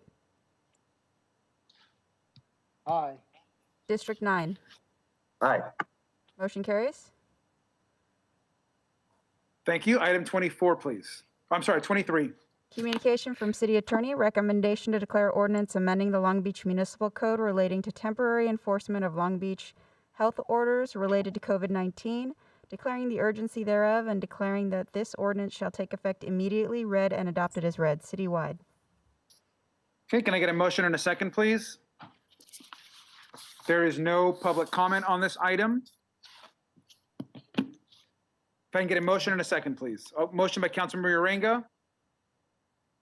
Second by Councilman Zendejas. Roll call vote. District 1, Aye. District 2, Aye. District 3, Aye. District 4, Aye. District 5, Aye. District 6, Aye. District 7, Aye. District 8, Aye. District 9.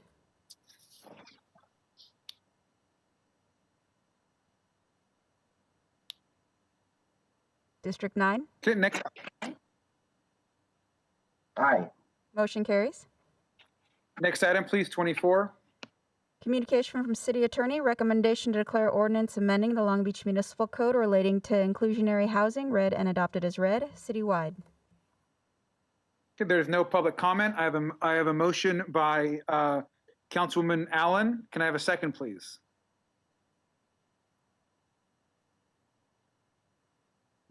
Second by Councilman Uranga. Roll call vote. District 1, Aye. District 2, Aye. District 3, Aye. District 4, Aye. District 5, Aye. District 6, Aye. District 7, Aye. District 8, Aye. District 9. Aye. Motion carries. Thank you. Next up is item 25. Communication from City Attorney, recommendation to declare ordinance amending the Long Beach Municipal Code for the purpose of implementing California Senate Bill 330, the Housing Crisis Act of 2019, read and adopted as read, citywide. I need a motion and a second, please. Motion by Councilwoman Allen, seconded by Councilman Uranga. No public comment. Please cast your votes. Roll call. District 1, Aye.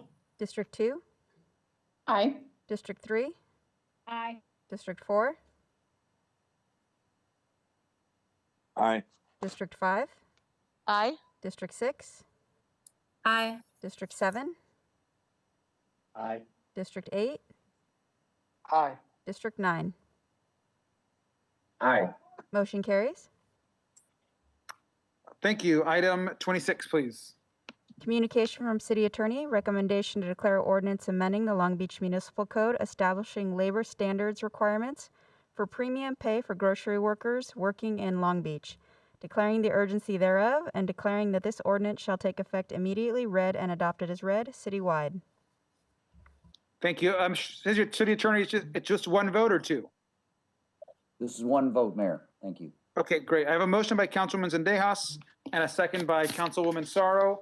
I have no public comment. Roll call vote, please. District 1, Aye. District 2, Aye. District 3, District 3, Aye. District 4, Aye. District 5,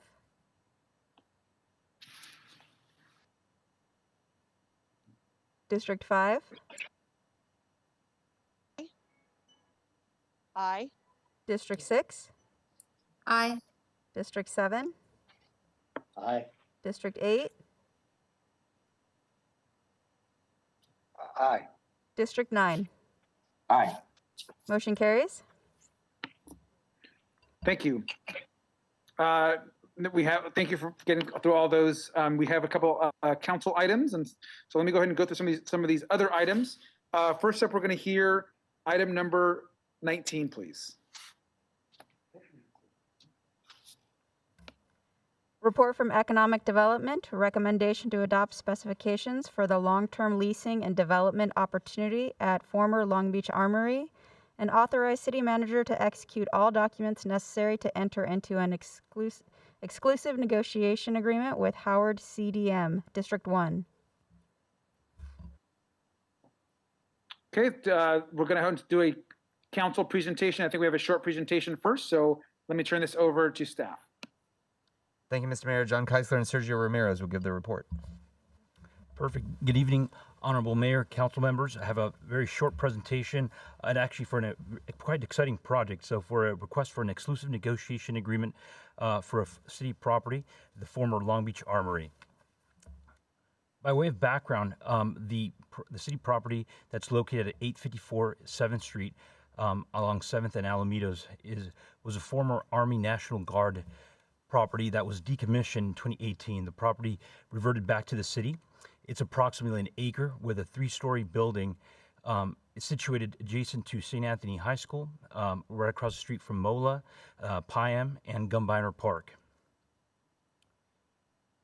As mentioned, in 2018, when the property was decommissioned by the Armory, the property has sat vacant since that time and has significant improvements that are required. Back in last year, in May of 2020, the city staff issued a request for proposals, and due to the pandemic, that request for proposals timeline was extended to July 29, 2020.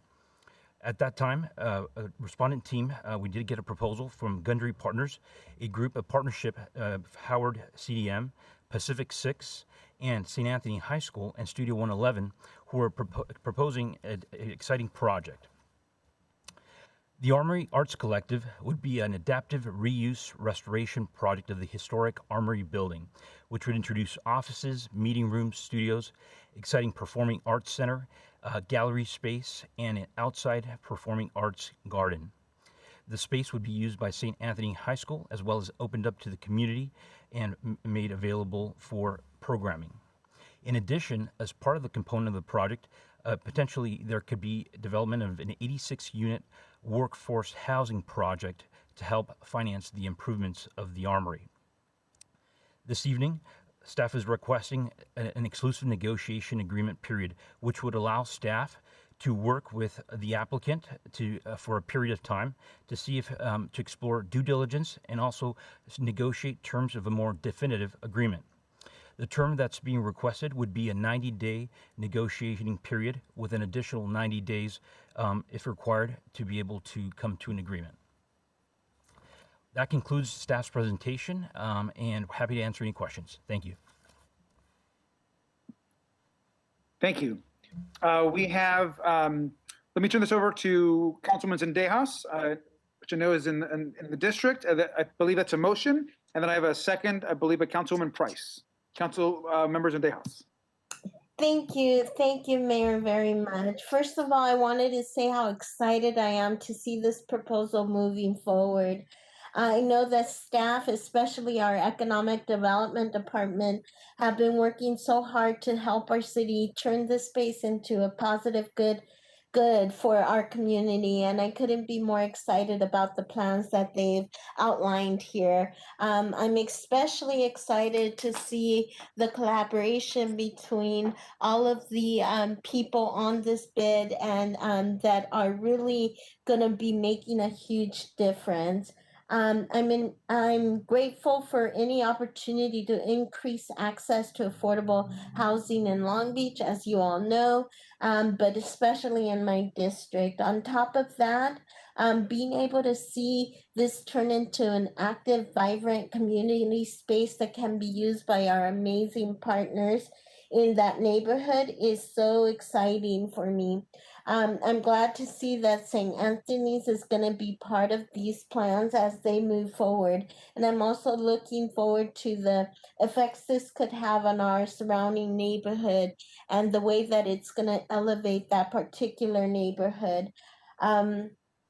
Something that has been particularly of concern of mine over the last year has been the gun binder park that we have right now. And I feel that with this project, it's going to elevate it and really give the park the opportunity to really thrive as it was intended. So that all of our neighbors can really be able to take advantage of this new project coming up in our first district. So I'm so excited to see this coming up right there on that particular corner, and I can't wait till it comes into fruition. So thank you, everyone. Thank you, Councilwoman Price. Thank you, Mr. Mayor. I want to echo the comments of my colleague, Councilwoman Zendejas. I think this is a really interesting project. The collaborations are interesting and very positive. And what I love most about this project is that, as we will discuss with item 15, this did go out to bid. It was a competitive process. It was fair. And as a result, I think we can all have confidence in the outcome of that process, because it was a fair process that everyone was able to participate in to determine whether or not they were both suitable and a viable partner to the city. So I really appreciate this collaboration and very much support this item. Thank you. Thank you, Councilwoman Mungo. Thank you. I appreciate the comments of my colleagues. I've enjoyed meeting with St. Anthony after they were able to be the bidder of choice for this negotiation. And while I understand there are no guarantees they'll come to an agreement, I'm hopeful that they'll work together hand in hand with the city to find a solution for Gunbinder Park and for that community that will have a lasting impact for generations to come. Thank you. Thank you. There is no public comment that I have. I'm going to make some comments and then we'll go to a vote. So I just want to congratulate Councilwoman Zendejas for her work, just believing in this project. And this is something that we've been working on when I was a council member for the first district, and hoping that we could get that armory activated and brought back. And I know that then Councilman Gonzalez also was so interested in this. And the part of this that I really love is I want to just uplift St. Anthony High School. I think they've partnered with some amazing folks to get this project done. My first job out of college was St. Anthony. I worked for an amazing woman who's now retiring named Gina Rushing. And Gina has been the president for this entire time. And she talked about the armory when I didn't even know the neighborhood right out of college, and about, kind of her vision and dreams for the armory and St. Anthony. And so when I think about Gina Rushing McGuire, and I think about her legacy that she's leaving, I also know this is a part of her work, is always fighting for St. Anthony as being a part of this project. And so I just want to also honor her and honor St. Anthony High School, an amazing institution that we have in our city, and all of the staff on the campus and faculty that really have always looked at that armory as an opportunity for those students. And so thanks to them, and of course, thanks to the development partners as well. Councilman Zendejas and just the whole team. I'm ecstatic that you guys got it across the finish line, and we're going to have a great project there. So thank you to the city staff as well. And with that, roll call vote, please. District 1, Aye. District 2, Aye. District 3, Aye. District 4, Aye. District 5, Aye. District 6, Aye. District 7, Aye. Aye. District 8, Aye. District 9. Aye. Motion carries. Thank you. Item 14, please. Communication from Councilwoman Price, Councilwoman Zendejas, Councilwoman Allen, Councilmember Supranov. Recommendation to direct city manager to report back within 90 days with a report between various models for the operation of the helicopter unit of the Long Beach Police Department. Thank you, Councilwoman Price. Thank you, Mr. Mayor. So this item really is a follow-up to some of the budget discussions and decisions that we made regarding our police helicopter unit. I'm a huge supporter of the helicopter operations because I'm very familiar with, and I think many of us are, the reality that when people commit crimes, one of the first instincts is to flee. And either whether they're fleeing on foot or in a car, that flight can be very dangerous and difficult for police officers to apprehend the fleeing suspect. If they're on foot, it's very difficult to be able to locate their whereabouts from the ground. And if they're in a vehicle, it can be really dangerous because oftentimes it results in high-speed chases. And so the helicopter police officer is trained to be able to see things from a much broader viewpoint and vantage point. And their operations are just much more efficient and safe in terms of apprehending fleeing suspects. And so I'm a little bit concerned because when we adopted the changes to the budget regarding our helicopter unit, we didn't really have a structure in place. I know we delayed the implementation of moving things like the HEART team over without further study and evaluation of what the practical changes would be. But with the helicopter unit, we simply just approved the budget modifications with the understanding that we'd be notified later of the operational changes. So we have been given some more information of how the operational model might work with the new budget, but I'm asking the city manager to take another look at that because with the increase in violent crime that we're seeing throughout the city, what I don't want to happen is for us to lose any more patrol officers from any of the 4 divisions. If a patrol officer who's trained to know what to look for has to go and assist a civilian pilot with basic law enforcement functions, then I think it will cause our patrol divisions to suffer with that loss of a body. So it may make sense to do it. It may not make sense to do it. I know circumstances have changed since we adopted the budget in terms of staffing for that unit. And I'm just asking the city manager to take another look for us to determine, does this new model still make sense? Is the cost benefit enough that it outweighs the benefits of having trained law enforcement personnel in a helicopter?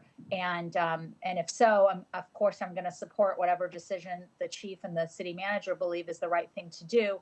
But I think this warrants a second look now that we've had an opportunity to kind of settle from the budget and evaluate what some of the impacts of our decisions might be in a practical sense. So I want to thank the city manager for taking a look at this, and I want to urge my colleagues to support this item. And I just want to remind everyone, we're not asking to move any money around right now.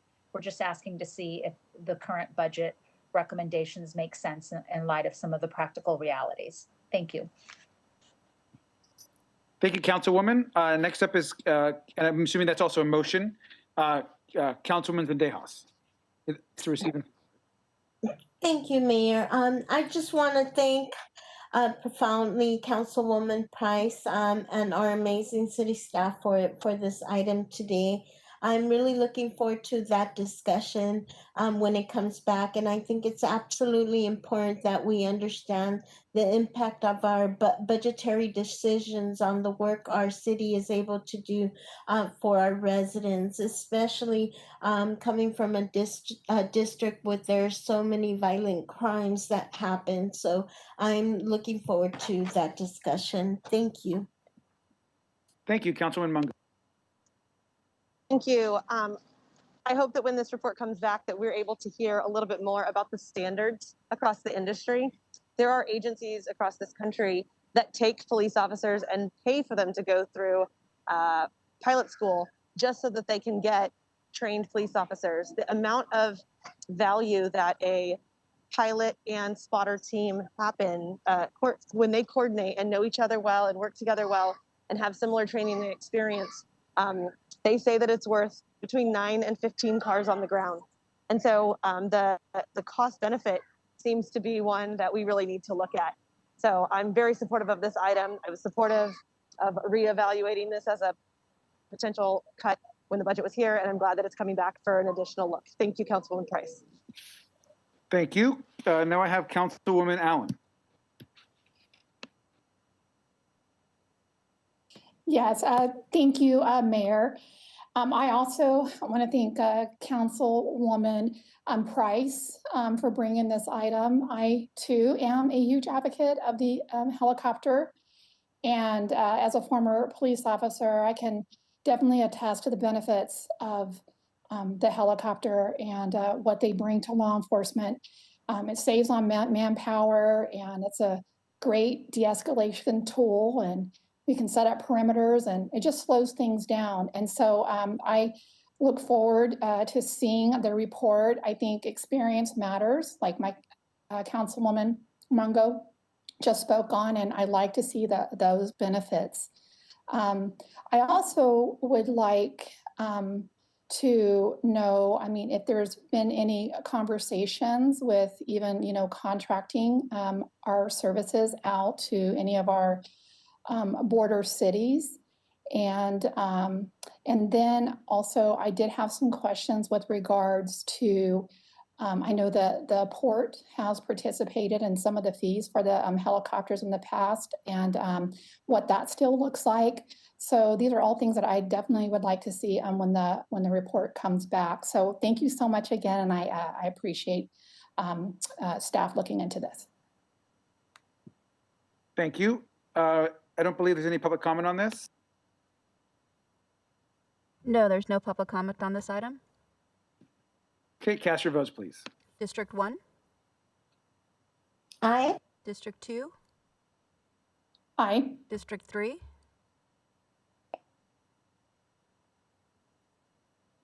Aye. District 4? Aye. District 5? Aye. District 6? Aye. District 7? Aye. District 8? Aye. District 9? Aye. Motion carries. Thank you. Next up is item number 15. Communication from Councilwoman Price, Councilwoman Zendejas, Councilwoman Allen. Recommendation to direct city manager to work with economic development to create an unsolicited proposal process for development of city-owned property. Thank you. Councilwoman Price. Thank you, Mr. Mayor. So I'm bringing this item forward because I know it happens to all of us, but every once in a while I'll get a call from a developer who has driven by either an underutilized city property or a city property that may appear to be vacant, and they want to know what they can do to acquire it or to lease it. And we currently have no formal process in place to make such a discussion a fair discussion that provides access and information to anyone who might be interested in developing the same site. And so it seems sometimes like the process is a little bit of who you know, instead of us publicly putting information out there that a specific property has been the subject of interest by a developer, and we are welcoming interest from other potential developers on that same property. And so I think this is a process that really we should put into place. And I've talked with John Keisler about this, and I don't know if John wants to speak further about it. But I imagine that Council District 3 is not the only district where this type of conversation happens. And so I think developing a formal process that provides access and opportunity for all potential interested developers in acquiring or operating city-owned land is a beneficial tool for the city to have. So I'd ask my colleagues to support this item. And I don't know if Mr. Keisler is still here on the call, but if you wouldn't mind maybe just talking a little bit more about why this is a positive development if we had a process like this. This is Tom Modica. I think John is not available right now, but he and I have spoken as you and I have as well. We do believe that there is a benefit for creating a citywide structure for unsolicited proposals. We do get these on a regular basis, and we do have a process for processing them and taking a look and analyzing them and getting those to the city council in closed session. I do think having a more of a structure and knowing kind of what to expect if you do want to do an unsolicited proposal, and also some of those key questions about how do you also give opportunity to those who who are also interested in the process and developing on that side. So we think this is a good thing, and we'd be happy to bring back some ideas for the council to consider. Thank you. Councilman Price, do you have anything else? Do you want me to continue? Thank you, Mr. Mayor. Councilman Mungo.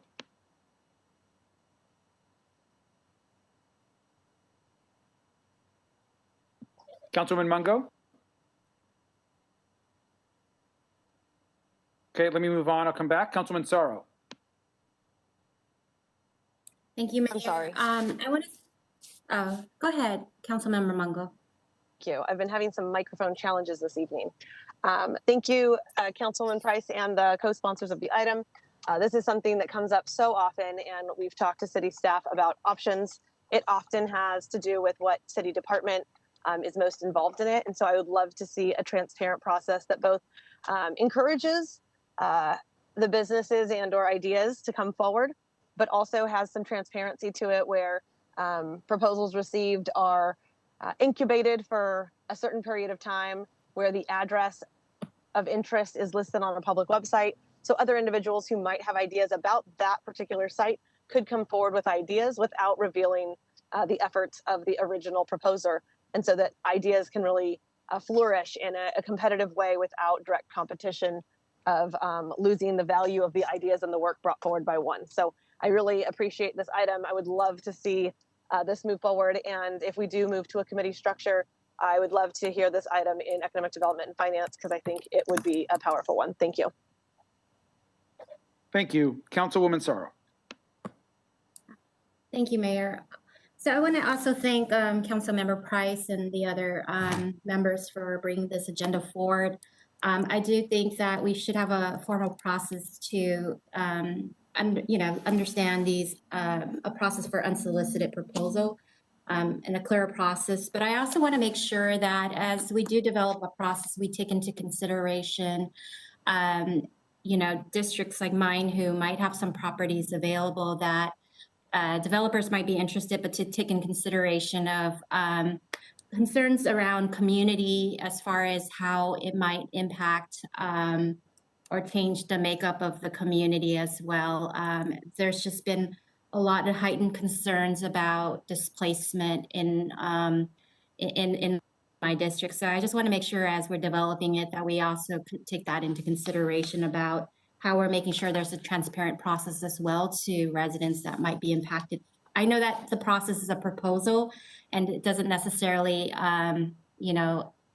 have a process yet for informing community members or residents of the area, but also making it so that we encourage those from the community maybe, or create process where they're also able to possibly apply for this as well. So thank you. Thank you. Councilwoman Allen. Yes, thank you, Mayor. I also signed on to this item, and it's important because it creates a path for unsolicited proposals regarding the acquisition, lease, sell, or shared use of city-owned property. And Long Beach has a good history of strong processes, and I'm proud of that. But we also need to make sure that we have a defined process for unsolicited proposals as well. And I am a firm believer that by creating, a channel for unplanned projects not formally requested by the city is also a great opportunity to boost innovative development projects. And it's just good for the city. So I look forward to seeing this move forward. Thank you, Councilwoman. And Councilman Zendejas. Thank you, Mayor. I just want to thank Councilmember Price for bringing this forward. I think that this is a very, very fitting for us as a city as we continue to grow and as we continue to develop. I think that having a fair and just process will be beneficial to all involved. So very happy to support this item. Thank you. That concludes comments. Let's do a roll call vote, please. District 1? Aye. District 2? Aye. District 3? Aye. District 4? Aye. District 5? Aye. District 6? Aye. District 7? Aye. District 8? Aye. District 9? Aye. Motion carries. Thank you. Next up is item 16. Communication from Councilman Austin, Councilwoman Zendejas, Councilmember Uranga. Recommendation to request city manager to study feasibility of acquiring open space for public park development along LA River and report back within 60 days. Thank you, Councilman Austin. All right, first, thank you. I'd like to thank my council members Zendejas and Uranga for joining me and signing on to this important item. Creating new parks and open space has been a priority for our city, for this council, and for me personally for many years. For nearly 2 years, I served on the Lower LA River Revitalization Plan Working Group, identifying potential projects and working with other cities along the entire 19-mile stretch of the Lower LA River, which extends from the city of Vernon to the mouth of the LA River in Long Beach. In just the past 12 years, more than 70 acres adjacent to the LA River have been opened to the public to enjoy as parks, walking trails, natural habitat, and open space. In 2008, LA County opened more than 35 acres of the Dominguez Gap wetlands. In 2018, we opened an additional 32 acres of the DeForest wetlands, connecting to the Dominguez Gap wetlands and creating the longest contiguous stretch of open space along the entire LA River. We also opened Molina Park in 2018, providing an additional 3.5 acres of active recreational park space along the LA River. In North Long Beach, we are also doubling the size of Davenport Park with an additional nearly 6 acres of additional park space. In addition, there are a number of projects along the river that are being designed, under development, or have opened, including the Jake Travis Greenbelt, the Wrigley Greenbelt, the 51st Street Greenbelt, and the Hamilton Loop, just to name a few. With these efforts, we've significantly increased the amount of open space along the western part of our city, and we must continue to do so. So at this time, I'd like to request the city manager to study the feasibility of acquiring additional properties that may not be currently publicly owned along the LA River. This feasibility study can someone mute? Can everyone mute, please, except for the councilman? Thank you. Thank you. This feasibility study should provide a realistic assessment of what was envisioned with the Long Beach River Link Plan and the Lower LA River Master Plan. What funds are there from different funding sources, including local, regional, state, and federal levels, and potential costs for acquisition and development of open space. I would also like to just say we should be also looking at any opportunities for public-private partnerships. And as we look at equity for communities throughout Long Beach, it would be helpful to understand what other park projects are currently in the works in the city, and that also may be competing for these funding sources. We cannot limit this to any particular properties, and I don't want to do that. But I do want the city manager and our city team to provide a comprehensive look at what is feasible in Long Beach. I asked my colleagues for their support on this particular item. This is very, very important to many in the community, as there's been a new reinvigorated interest in the lower LA River in our city. And I think this merits our attention, but also the attention of our state legislators as well. And so I'm happy to bring this forward and look forward to hearing your comments, but also from the public. Thanks. Thank you. Next up is Councilmember Uranga. Thank you, Mayor, and I want to thank Councilmember Austin for inviting me to sign into this item. I have been a long time supporter of increasing park space. In fact, in the last year, we made great strides in creating some park space by purchasing Tanaka Park, which added 1.3 acres into permanent park space. We were also able to execute an agreement for city ownership and management of Sunnyside Cemetery, which increases the acreage for Willow Springs Complex it adds 13 acres and allows it to be continuous all the way to Willow Street.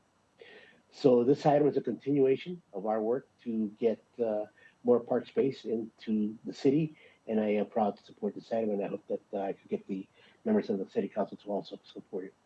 Thank you.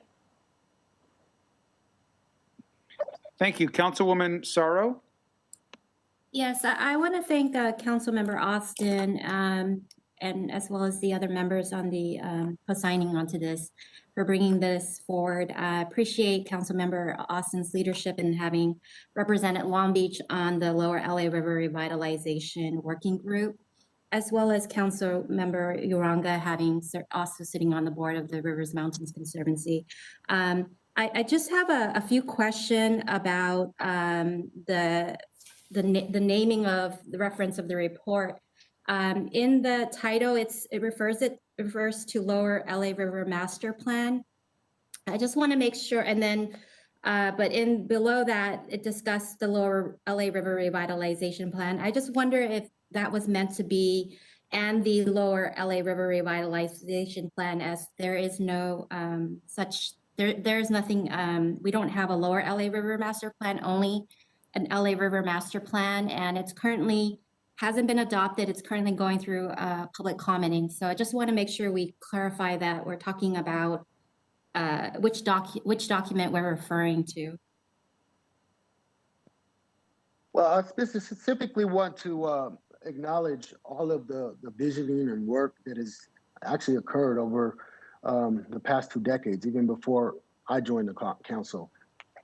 And so there are a number of documents, there are a number of plans. I referenced the LA River River Link plan, but I know the County of Los Angeles just recently released a plan as well. But the visioning, that process that we went through for the Lower LA River Revitalization Task Force there were a number of projects and opportunities identified in that plan as well. And so I want our city staff to look at the sum total. Okay. All right. I just wanted to make sure, because I wanted just to make sure there's alignment in terms of, since I agree with you, there are so many different plans working towards the same vision. The other clarification I just wanted to make, Councilmember Austin, is I heard you say kind of public and private partnership. Can I just clarify if this feasibility will also include both public and private property that will be part of the feasibility plan? Well, absolutely. I certainly, I don't think we should limit the potential. I think we should be aspirational. And I think private properties, if there are willing sellers, should be certainly included and looked at as opportunities, as along with public spaces as well. There are county parcels along the lower LA or along the river in Long Beach that are currently undeveloped, and unplanned at this time, and we need to be looking at public spaces as well. And would you be open if I just made sure we offer a friendly amendment that we just specifically clarify to say, adjacent to the LA River, both public and private property, just so that we're clear and there isn't confusion that we're not overlooking any areas? That would be fine, including golf courses.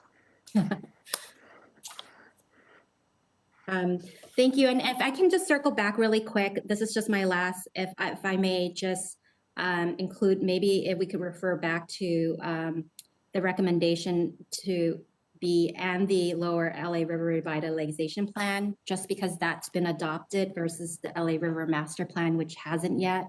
And I just want to make sure we have staff look at documents that's been adopted that's going to be reporting back in the next 60 days, as the LA River Master Plan are just taking public comment right now for the next 60 days. So I just want to make sure staff has the right document that's been adopted to review. Again, I'm not necessarily interested in limiting, and I don't know that really serves a purpose. I think staff should consider all documents that are currently adopted and under consideration right now, Councilwoman. Okay, just wanted to, just provide those comments as we're working towards it. Thank you.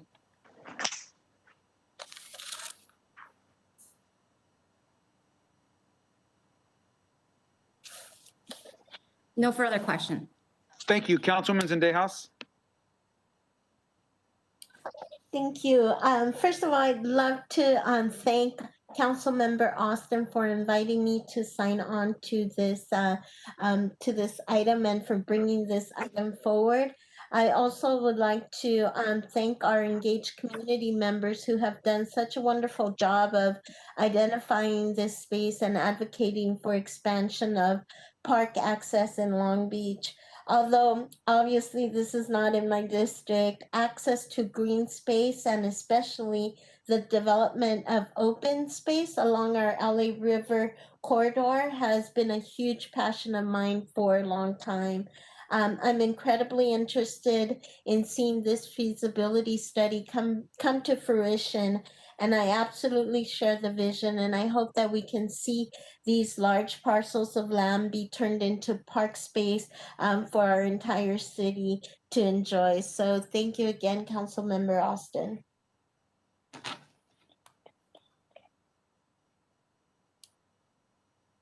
Thank you, Councilwoman.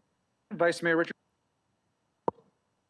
Thank you, Mr. Mayor. Just a couple questions for staff, and before I get there, we've been pretty engaged in my first term, we spent a lot of time on the Uptown Open Space Plan.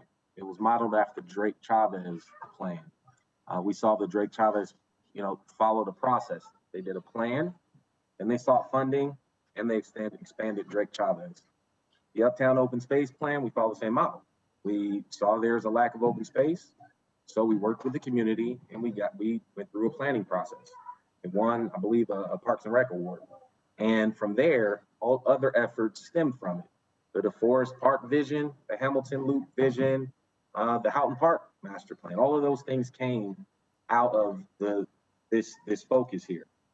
I think what I'm unclear on based on this motion, is this centered on just the river? Because I see a larger issue, and I'd love to see some connectivity. If it all started with Jake Chavez, and the top of the river is in the 9th District, DeForest Park and North, I'd love to see a plan that brings it all together, that the 5 members of the council along that LA River can be engaged in. I know that there's been significant work on the west side with Councilman Uranga and the West Side Livability Plan. And I know that Councilwoman Sorrow has tremendous history with Rivers and Mountains Conservancy. And I would just hope that what we have here ultimately is a vision that's inclusive of all those things. So my first question to staff is, based on this motion, do you anticipate moving forward with creating a larger vision for this area that incorporates all of this work, including the river work? How are you planning to respond or react to this motion?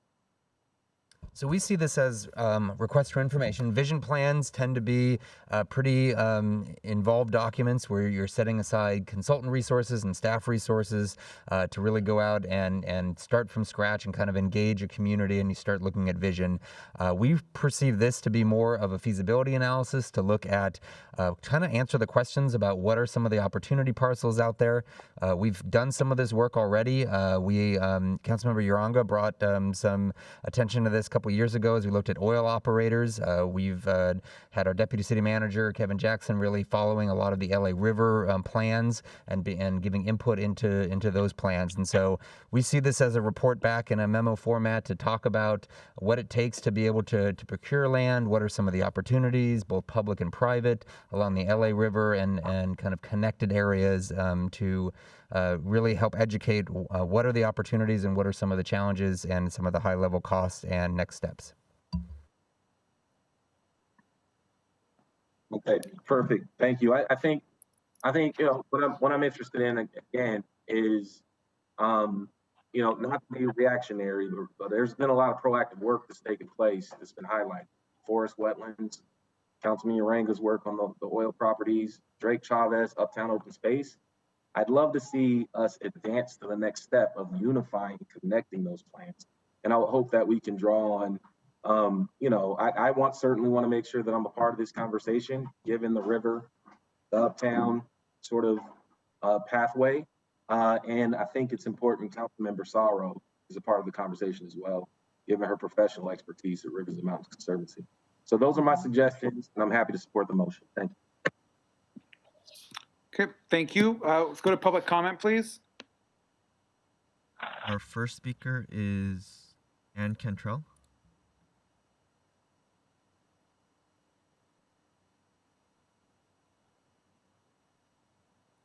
Ann Cantrell.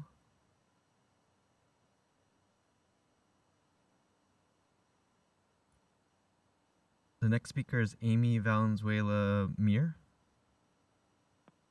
Hi, can you hear me? Yes. Please begin. You can. Thank you. My name is Amy Valenzuela, and I thank you all for your time tonight. I'm going to be the first person to speak, and I just want to introduce our team. We have a group of neighborhood volunteers who've come together to form in very short time the River Park Coalition. Some of you have heard of us. We've started as a grassroots organization as mostly people who had participated in the planning processes that Councilmember Austin has spoken of tonight, as well as some of the other council members. And we have, in a very short period of time, really under threat of one property that is now being developed that was part of the signature feature of the Lower Los Angeles River Revitalization Plan as it pertains to Long Beach, which includes the Wrigley Park North and South. So although we came in opposition to 3701 Pacific Place, we've really come to understand that the entire park that was planned through the River Link and other documents is under threat. And so we really appreciate Councilman Austin's bringing forward the feasibility plan. We also feel very strongly that we need to be at the table. I think we're all clear on what the challenges are. We're all clear on what the costs are. We've been part of planning for decades now, and it's just really time to act. So we've launched this grassroots process. We want to come to you, and especially to our council members who've worked so hard on this issue over the years, that we're here. We're not going away. We're going to be partners in this. We understand. Thank you. Our next speaker is Carlos Avalle.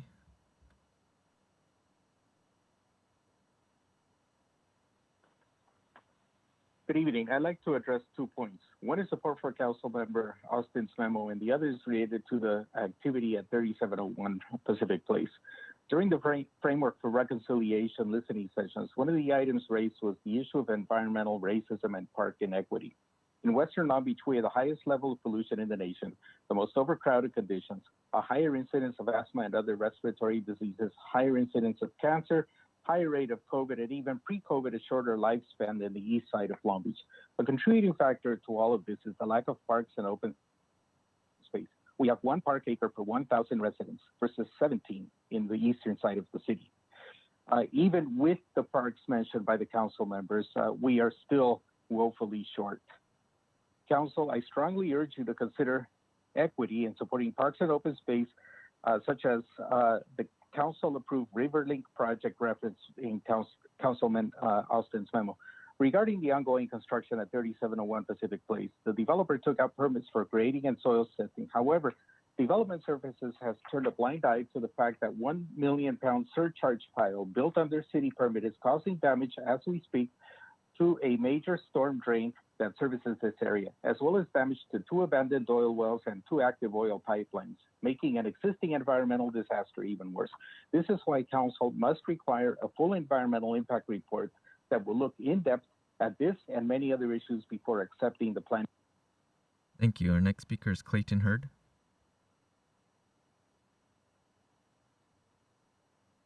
Hi, good evening, everyone. This is Clayton Hurd from the Office of Congressman Alan Lowenthal. Just want to read a brief letter from the Congressman. Dear Honorable Mayor and City Council members, the Los Angeles River has been a source of inspiration and opportunity long before my time on the Long Beach City Council. From the original caretakers, the Gabrielino and Tonga people, to countless neighborhoods and communities alongside the 51-mile waterway, the river has always offered unlimited potential. The existing river and limited open space provide a patchwork of areas for residents to experience nature, exercise with friends, and spend time with loved ones. As the river continues to transform, I strongly encourage the city to explore all options to develop new public access and open space alongside the Los Angeles River, with a focus on communities lacking park space and those disproportionately impacted by environmental injustice. Long Beach has already made progress in the past few years to provide park space that connects the community to the Los Angeles River in areas like DeForest Park and the Dominguez Gap Wetlands and Drake Park. However, certain areas of the city still lack significant access to park and open space. Many of the communities surrounding the LA River are also disproportionately impacted by several sources of pollution, from heavy traffic on the 710 and 405 freeways to refineries and port activities in the south.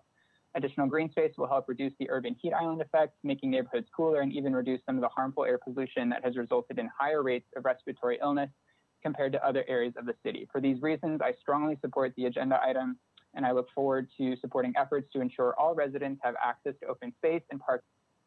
Thank you. Our next speaker is Elena Tucci. Hello.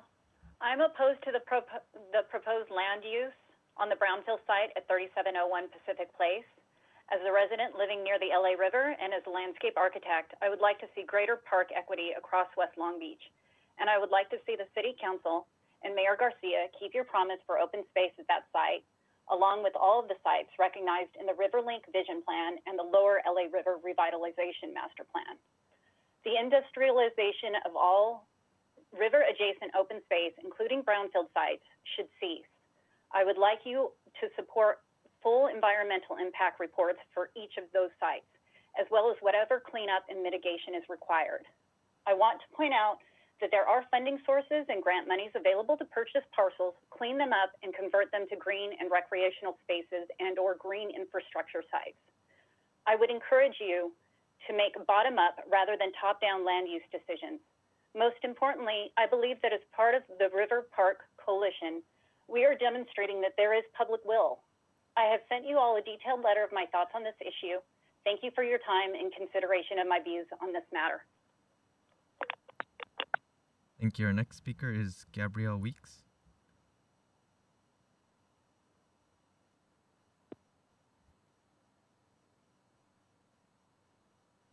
Gabrielle Weeks.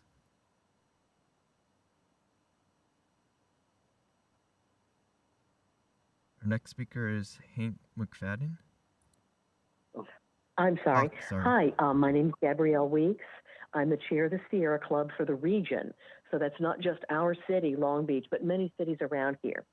As you heard from some of the previous speakers, many of us have been excited about the LA County project, reimagining the Los Angeles River from end to end.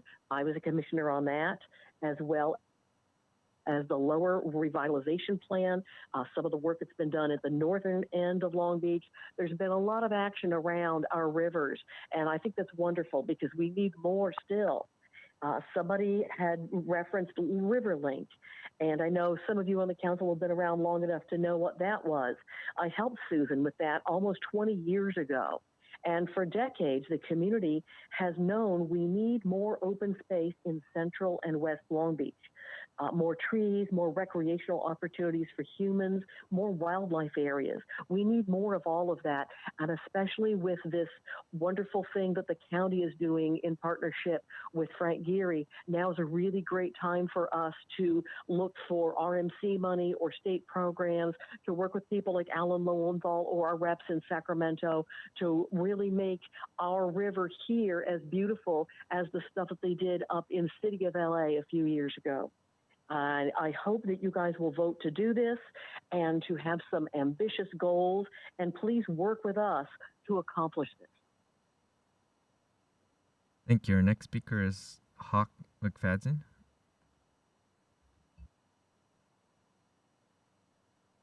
Hello, my name is Hawk McFadden. I'm with River Park Coalition. First of all, I'd really like to thank council members Austin and Zendejas and Uranga for requesting this feasibility study. This is a wonderful first step towards gaining park equity for the park poor residents of West Long Beach. What I'm confident that the feasibility study will find, however, that there are precious few parcels left for developing into open space, one of the largest of which is 3701 Pacific Place. I'm urging this body to halt development by the builder on this site until this feasibility study can be completed.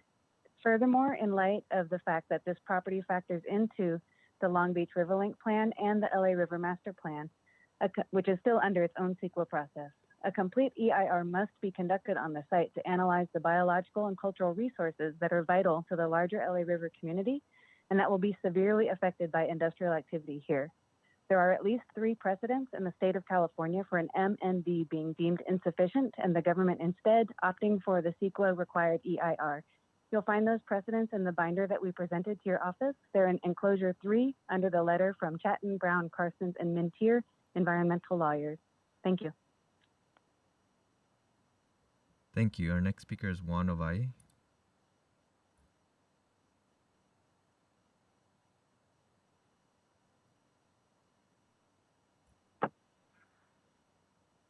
I congratulate Council Members Zendejas, Uranga, and Austin for bringing up this agenda item. Councilmember Austin, as the key author of the item, I am pleased to see you are addressing your campaign commitment that stated, with your vote, I'll create and improve more park space.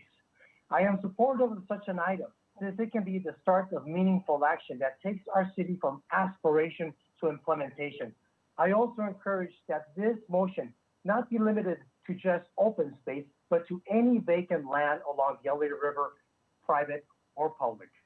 Studies and plans, years and decades, taxpayer funds, community involvement have clearly shown that there is a desire that only requires the political will to develop action steps and connect the dots, such as the Lower LA River Revitalization Plan and our city's own RiverLink Plan developed by our Parks Department and approved in 2007 and again reaffirmed by many of you in 2015.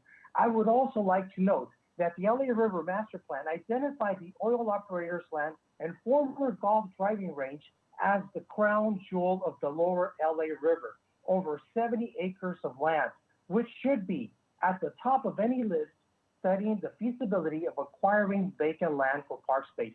Again, thank you for bringing this motion to the council because it's not just about dollars and cents or feasibility studies. It's about doing the equitable thing and addressing environmental justice to a community. Thank you. Our next speaker is Kyle Teicher.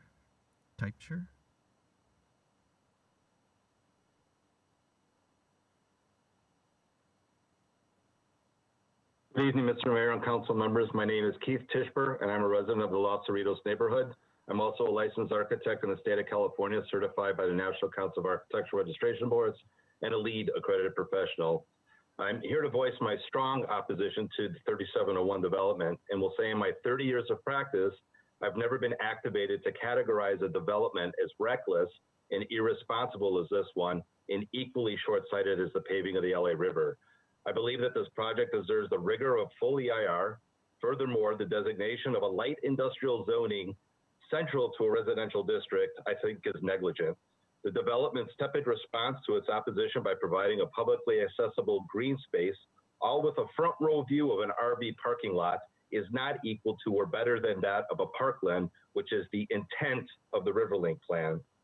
Our leaders of Long Beach have the responsibility to ensure that a development within the LA River watershed are ecologically responsible, promote the proliferation of natural flora and fauna, and benefit the future generations of the communities they serve. They must consider the prevalent zoning districts around and provide equitable green space in the community with a deficit 17 times that of East Long Beach. Our city of Long Beach also has an opportunity to set an example for every community along the LA River and must take that opportunity seriously to the betterment of our region's quality of life. Thank you for listening. Thank you. Our next speaker is Kimberly Walters. Good evening. Thank you so much, Council Members Austin, Uranga, and Zendejas for getting the City of Long Beach back on track with the long-standing Long Beach Riverlink Plan and the Lower Los Angeles River Revitalization Plan. I'm also extremely grateful to Congressman Lowenthal and Assemblymember O'Donnell, who have lent their support to getting Long Beach back on track, and whose field reps are here tonight to support this plan. Our message to you is the funding is out there. As has been referenced, there is EPA funding for brownfield cleanup programs. There's EPA funding for environmental justice grants. Just right now, March 12th, 2021, California Department of Parks and Recreation has a grant opening for almost $400 million for the statewide park program that could help us acquire these lands. And there's over $30 million available from the RMC specifically for the lower LA River from Prop 68, and another $30 million available from the RMC for Prop 1 for an open call for projects. There's also money from the state from outdoor equity and for land and water conservation, for habitat conservation. So there's also, as you know, money from the county in Measure A, and also the port has a great deal of funding that they could put towards this. We also, Riverlink Coalition, plan to go for direct philanthropy. So the many millions of dollars it will take to acquire, to make safe, and to green these parcels will in fact be feasible, and this is possible. Thank you. Our next speaker is Shane Weaver.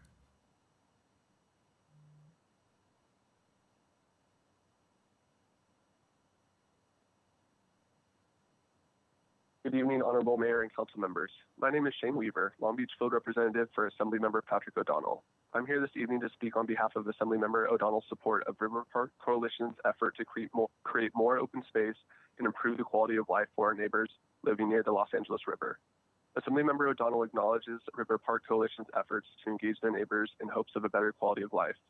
Assemblymember O'Donnell has long been involved in securing open space in many parts of the city as a city council member, as a member of the San Gabriel Rivers and Mountains Conservancy, and as Assembly member, serving as your voice in Sacramento. The member would like to thank those, including Councilmembers Austin, Uranga, and Zendejas, for making this effort a priority, and please consider the Assembly member your partner in this effort. Together, we can make this happen. Thank you. That concludes public comment for this item.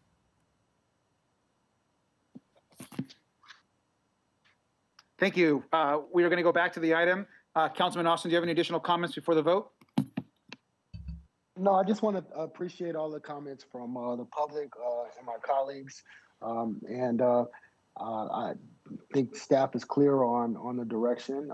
We are looking at feasibility, and we're looking at more than one parcel. We're looking at the entire lower LA River, the LA River in the city of Long Beach, encompassing all of the districts in the city. I think it's very, very important, again, that we understand that we're looking at a big plan. We're looking at a plan that has and vision that has been in place for many years. We're looking at complicated parcels, and I heard some comment that it's all it requires is political will. It requires a lot of money too, and so I'll be also in my capacity as a vice chair and a member of the State Ledge Committee, pursuing state resources and any other resources and grants to help realize that vision here in the city, as we always have been over the last 8 years. Thanks.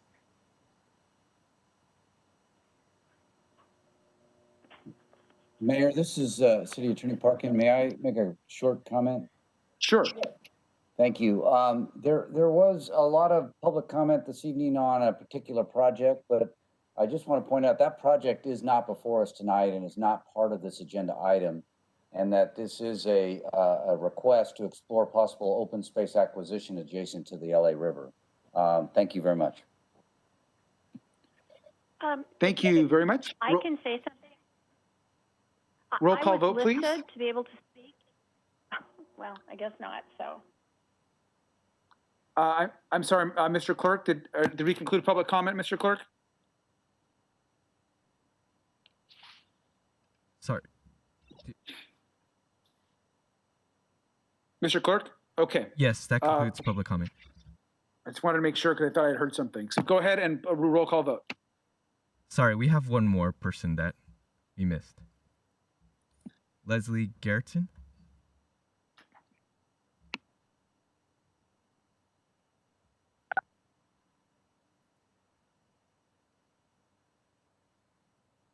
Leslie Gerritsen.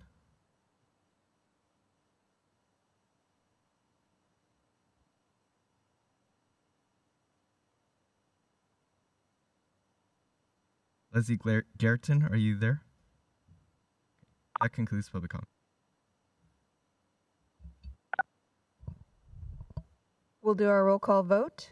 District 1. What? Aye. District 2. Aye.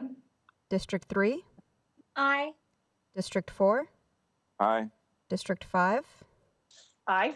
District 6. Aye. District 7. Aye. District 8. Aye. District 9. Motion carries. Thank you. Next item, please, 17. Communication from Councilwoman Zendejas, Councilwoman Allen. Recommendation to request city manager to work with all appropriate departments to report back within 30 days on violent and quality of life crimes in Long Beach.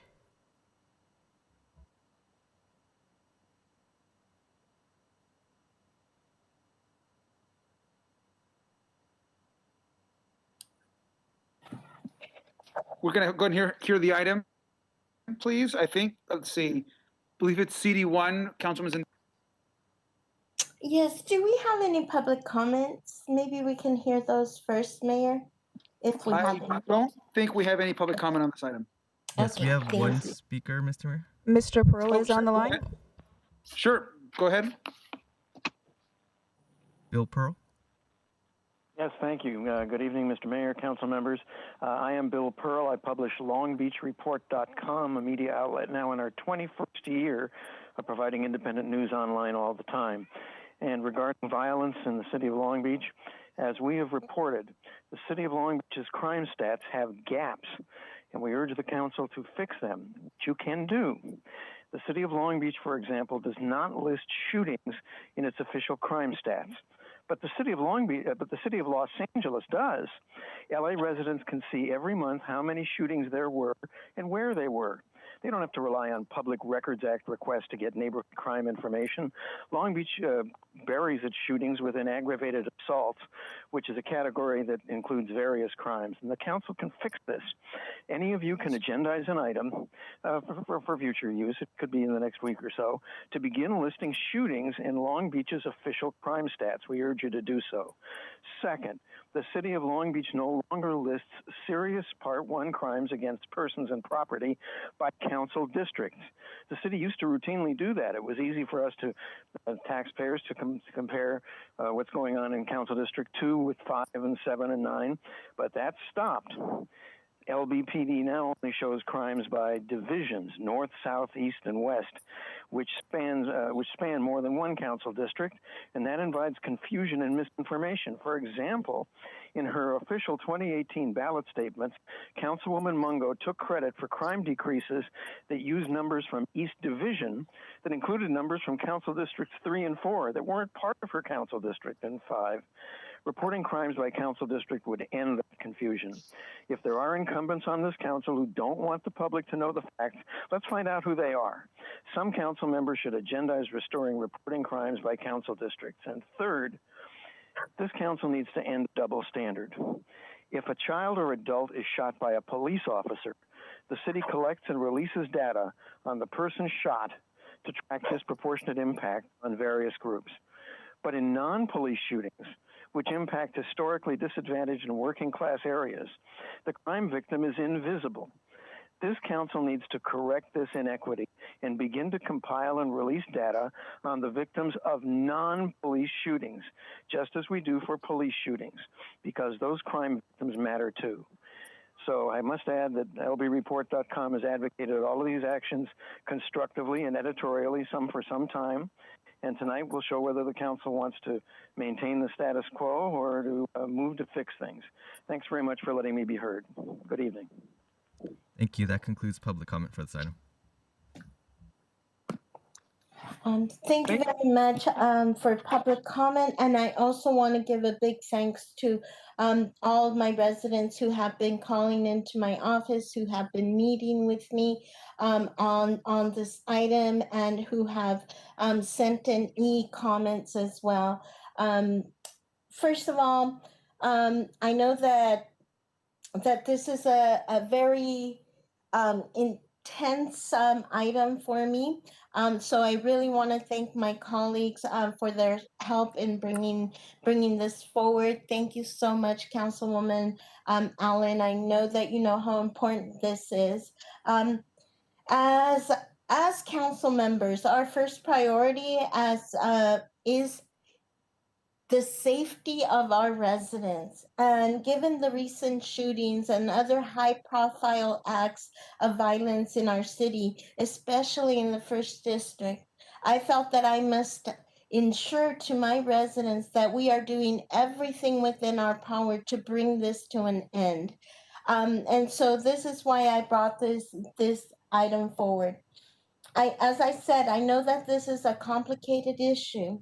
And there are no easy ways of doing this, obviously, because if there were, they would have already been found and done.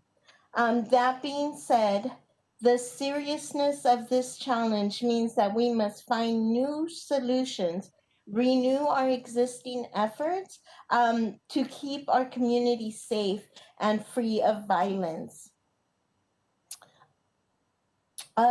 Law enforcement must be our first partner in this and continues to be. But I'm also interested in looking at ways we can work within our neighborhoods to address the root cause of violent crimes. COVID has placed incredible constraints on our ability to maintain programming within communities and provide the necessary opportunities for our residents. But we're all now all aware of these gaps that are deadly consequences to our neighbors, and we must find ways to address these needs. I'm grateful that staff has indicated that they will be able to bring this item back on such a quick turnaround. I know that it's usually a 90-day turnaround, so I'm so grateful for you accepting to bring this back in 30 days. That means a lot to me and to my residents. I want to make sure that my residents and our residents here in the city of Long Beach know that we hear your concerns. And it is absolutely my position and my responsibility as a councilwoman that we find an end to our violent crimes and that we acknowledge that these violent crimes are not acceptable in our city. And they are not, and they are intolerable. The 1st District has had history with violent crimes, but this is not okay. We cannot, and I repeat, we cannot normalize this behavior. We have been having violent crimes for years, and at the beginning of my term here in the first district, I saw a lot of violent shootings, and I've been working really hard to try to find ways to eliminate that. But all we've been seeing is the uptick in these violent crimes, and it is not okay. I know we have lost a lot of officers, and our public safety is at risk, for our residents in the first district. And I know that, we need more public safety in the first district. And I know that that's something that is very important to my residents. And I understand that. We must try to figure out ways to eliminate these violent crimes. One of the things that that really upsets me is that every weekend or even it doesn't have to be during the weekend, I have to be with my fingers crossed, hoping that we don't have a shooting that weekend. We should not live like that. That's not quality of life. We as leaders have the responsibility to create safety for our residents, safety for our children. Right now, during this city council meeting, we got a council notification that a 16-year-old young male was shot. Another shooting while we're in our city council meeting. This is not acceptable. So I thank the staff for being open to bringing back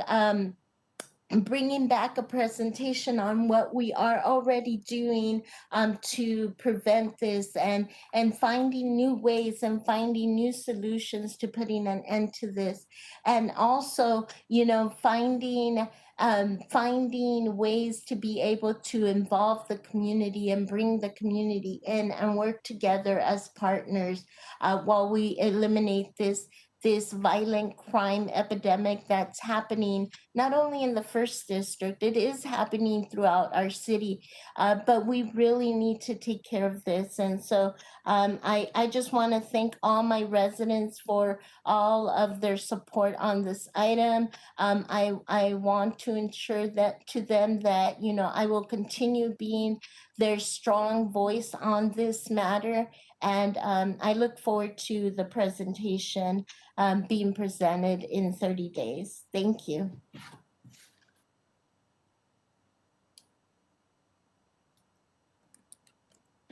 Thank you very much. Next up, I have Councilwoman Sorrow.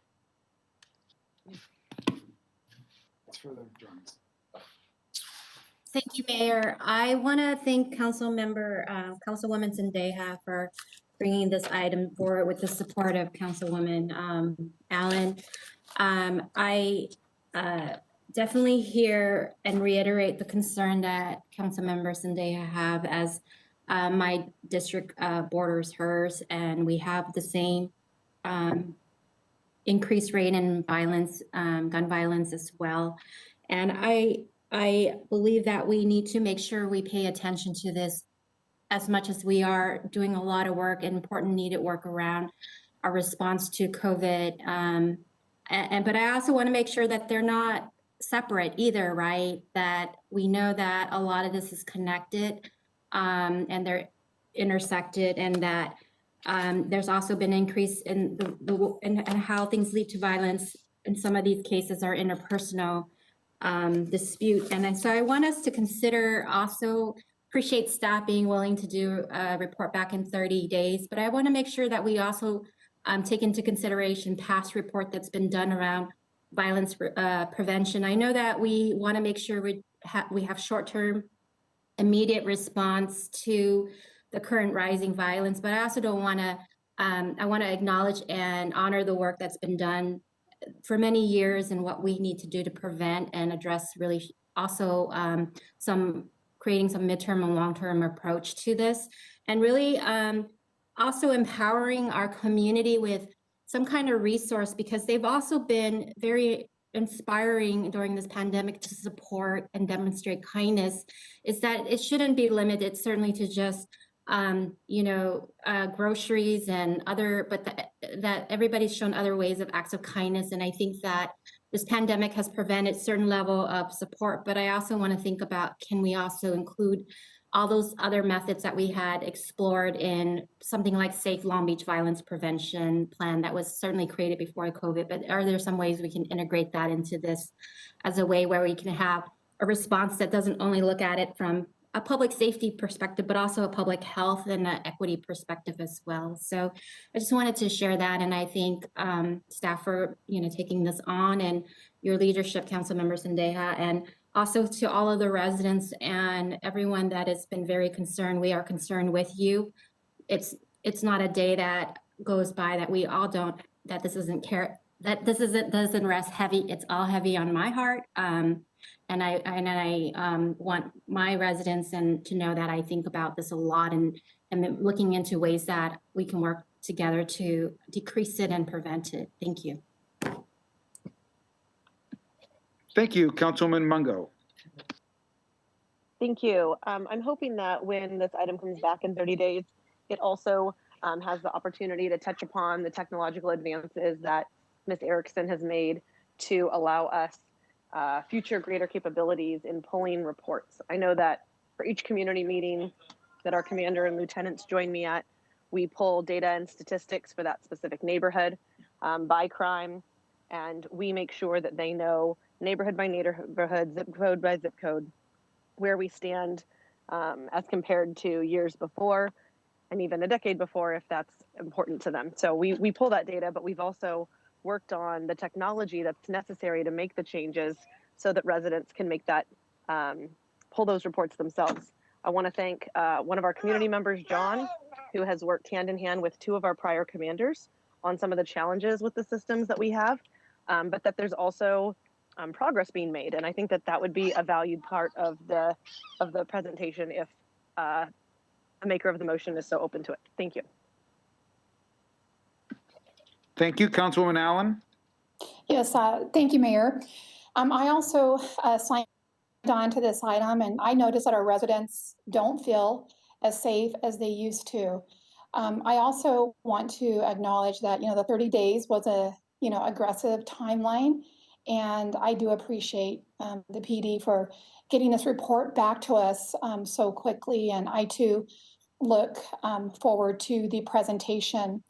I have recently seen the difference in the quality of life and the feeling of security that many of our residents all over Long Beach have long enjoyed.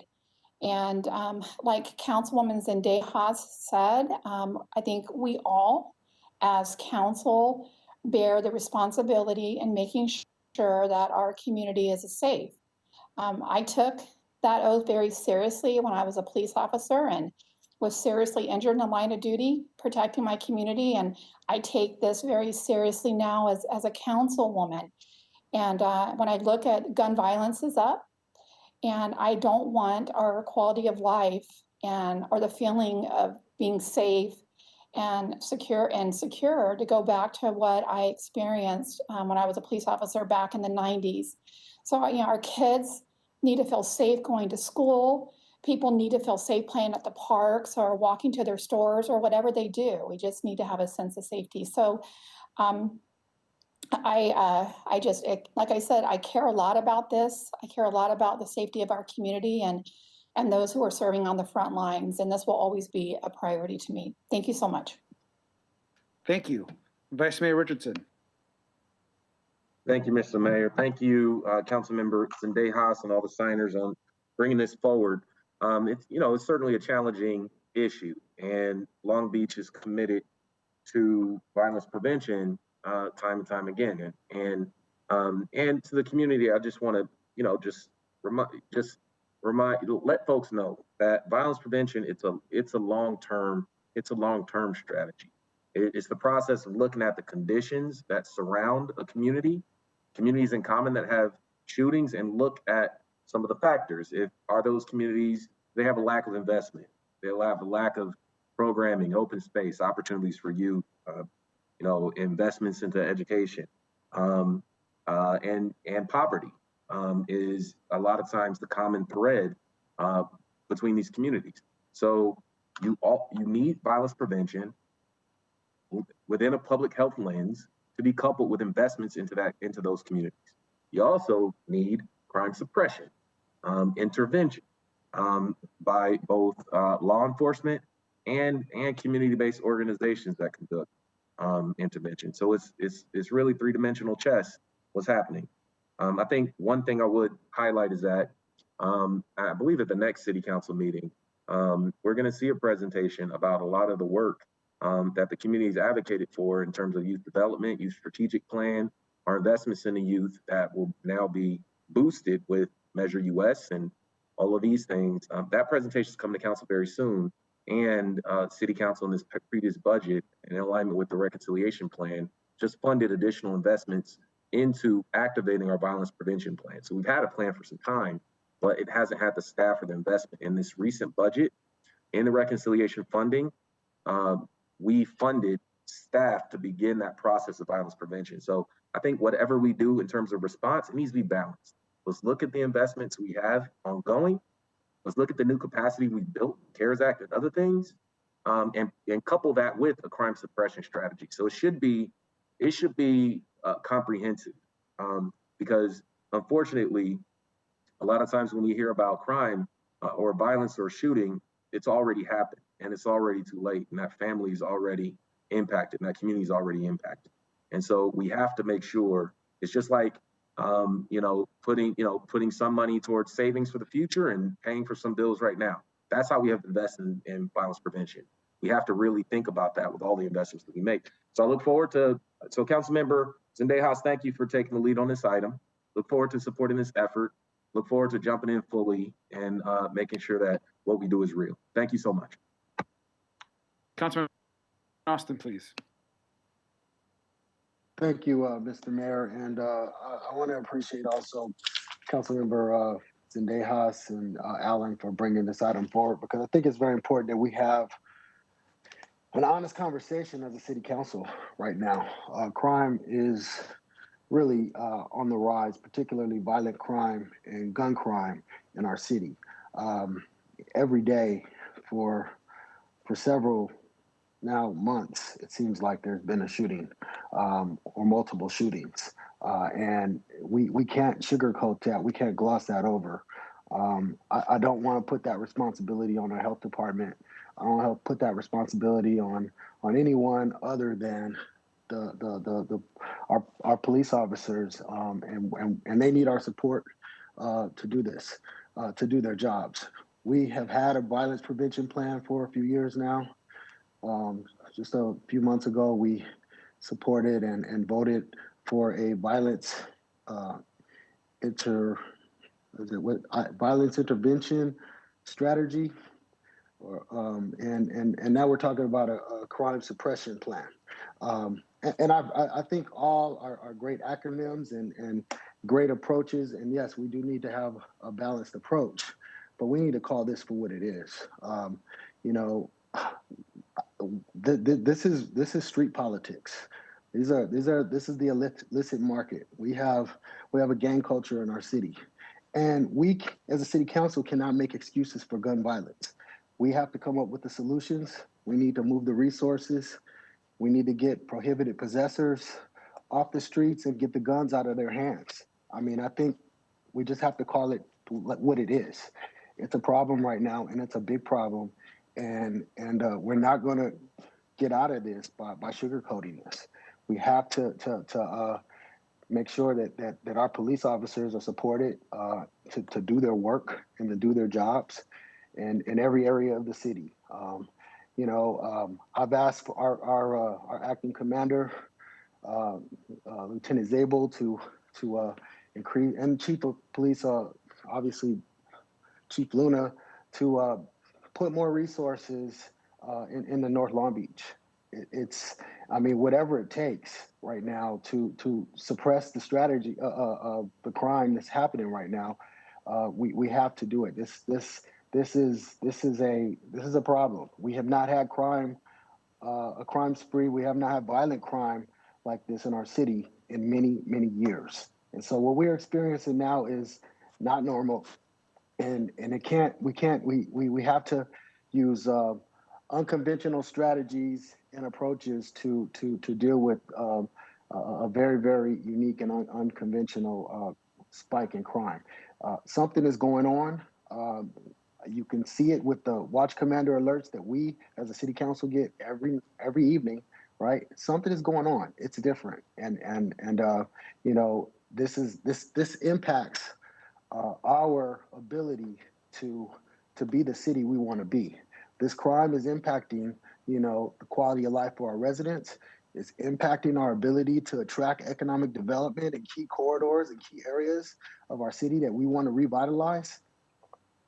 It's an issue that we have to come to grips with honestly and have honest conversation about the direction that we want to go in as a city. Thanks. I'm happy to support the item. Councilman Zendejas, did you have something additionally?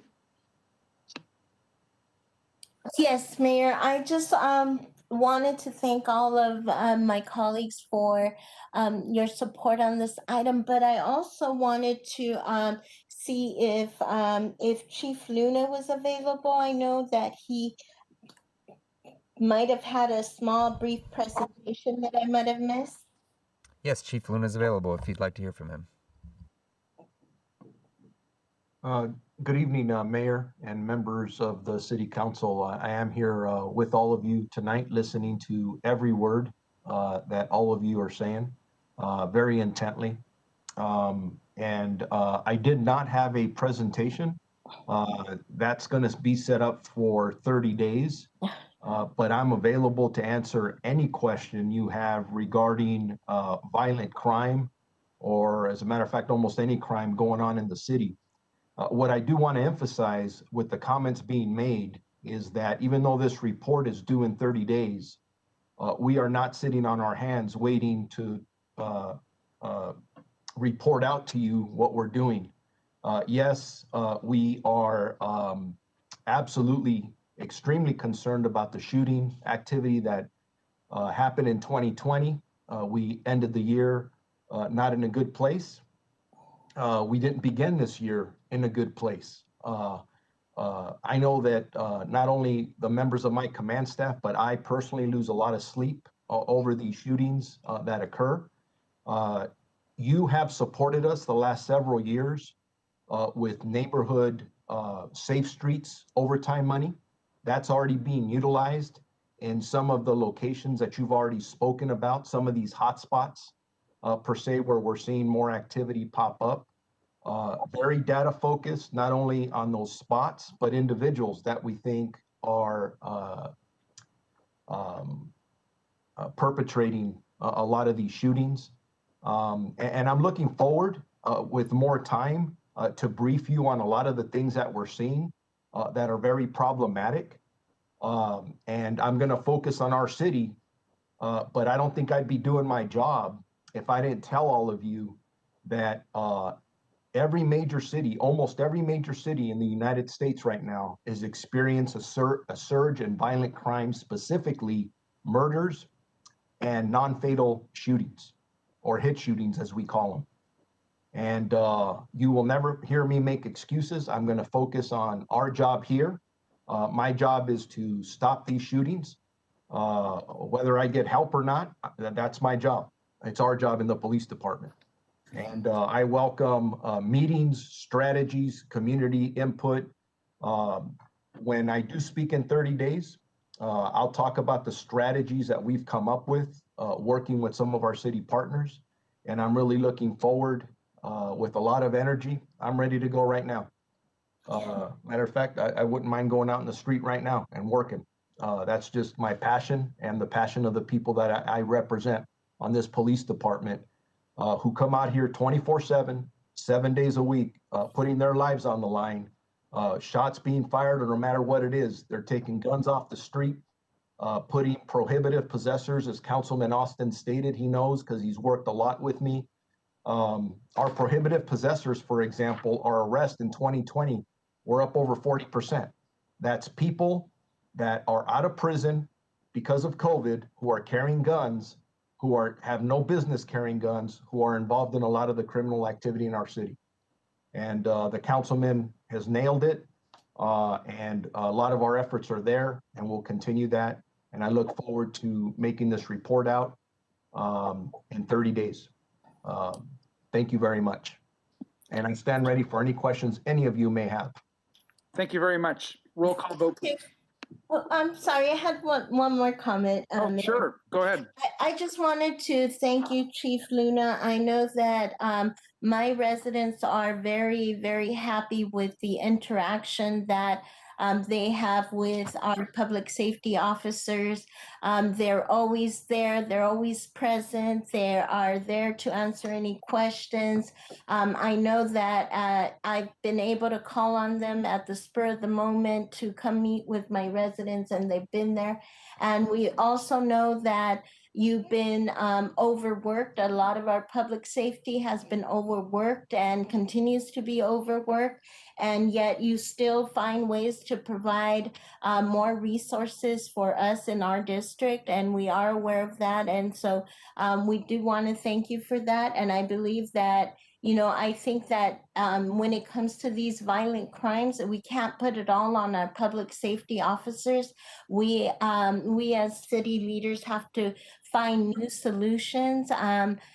This is like these crimes that are happening, yes, are happening not only statewide, nationwide, but we need to do something about stopping them in our own backyard. So, you know, I look forward to your presentation in 30 days, and I look forward to an action plan from our city staff as to how we can address these violent crimes. And again, I want to thank my residents for always being so active and being great neighbors and making sure that we focus on what's happening out in our neighborhoods.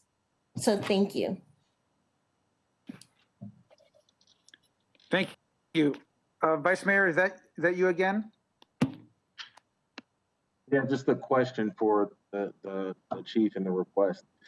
Chief, can we make sure, I'd love to, you mentioned some of the issues with respect to you know, folks being let out early with due to COVID-19. I'd love to hear more specifically how many of the early release folks have been perpetuating these crimes. I'd love to know some specifics.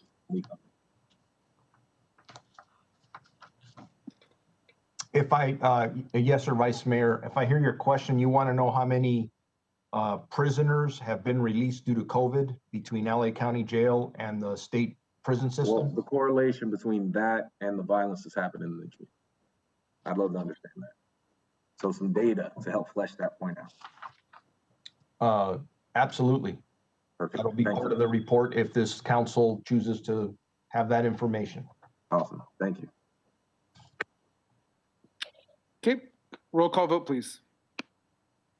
District 1? Aye. District 2? Aye. District 3? Aye. District 4? Aye. District 5? Aye. District 6? Aye. District Aye. 7? District 7? Aye. District 8? Aye. District 9? Aye. Motion carries. Thank you. And item 18, please. I think item 18, oh, no, that's different than that. I know we probably heard a lot of that in the study session, but it is a separate item. So can we just hear that item, and then Councilman Mungo, if you want to make a motion on that? Communication from Councilwoman Mungo, Councilwoman Price. Recommendation to direct City Manager and Health Department to provide an update on the latest changes to the state and local health orders, the status of our vaccine rollout, and how residents and businesses may be impacted. Thank you. Okay, thank you, Councilman Mungo. Do you want to add anything else to that? No, I just wanted to say that I really appreciate, as I mentioned earlier tonight, I brought forward this item before the city staff agendized the vaccination rollout. I think that the information was valuable. All our colleagues had an opportunity to pose their questions and bring forward questions from the community. And I want you to know how important that has been. I feel that we've really crossed a couple of great barriers in the last year in terms of being able to look at and understand how we can communicate better with the community, as a lot of families have cut the cord. We hadn't had the opportunity to reach those individuals through Channel 13, through a council meeting, but now with council meetings on YouTube, it makes it for a wide range of people to see and play back what has happened at city council meetings. And so I feel that it's really important to have presentations like the one we had tonight. So with that, I'm comfortable with this item as it is, moving forward without any additional staff presentation. But I hope that we will have regular briefings so that we won't have to consolidate so much information in a 2-hour presentation, but perhaps more regular short updates as changes occur. Thank you. There's a second by Councilwoman Price. Did you have anything, Councilwoman Price? I did just want to acknowledge one thing that wasn't covered in the study session earlier, and that is when the governor lifted the regional stay-at-home order, the city had the opportunity to prepare its own health orders. And I wanted to acknowledge that our city did that. It made its very specific health orders very swiftly and did so independently, of course, in collaboration and consultation with other cities and health jurisdictions in the county. But I really appreciate that we made it our own and that we followed the state. I thought that really showed a lot of independence as a city with our own health jurisdiction. And I thought it really showed that our health department was listening and trying very, very hard to do the difficult balance of maintaining the public health concerns at the forefront of their health orders, but also acknowledging some of the small business impacts and job impacts that residents were facing. So I just wanted to acknowledge that it's not lost on me that our health department acted swiftly and did so independently while still collaborating with other jurisdictions in the region. So thank you for that. Councilman Mungo. Thank you. And then I just had, I know that a lot of businesses have reached out to the 4Biz line to provide some feedback and some suggestions related to some recent updates that they've had some challenges with, either being able to implement and or needing support. Do you anticipate that any adjustments will be made in the next week or 2 weeks? What is that timeline looking like in terms of being able to receive the feedback from the community and for the health department to take into consideration these additional ideas that have come forward? Mr. Modica? Yeah, so health orders don't really have a time. We don't update them like every week or so. We update them as the need persists. So if we do have tweaks that need to be done to our health order, our attorney helps to draft those and put those out. We are looking right now about how to get information out to businesses about how to do Super Bowl safely, for example. So we'll be communicating on that to make sure that we've got as few crowds and gatherings as possible.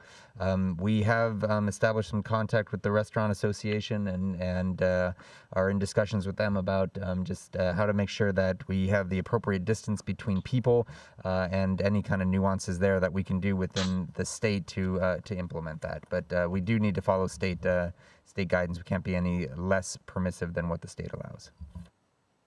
And do we still have a direct communication with the state? So for example, I know there was some discussions related to, okay, 6 feet apart tables versus 8 feet apart tables, and what other things could be valued, like partitions that wouldn't make 8 feet apart tables necessary, floor to ceiling glass or plastic, things like that that have come forward. Are those being considered?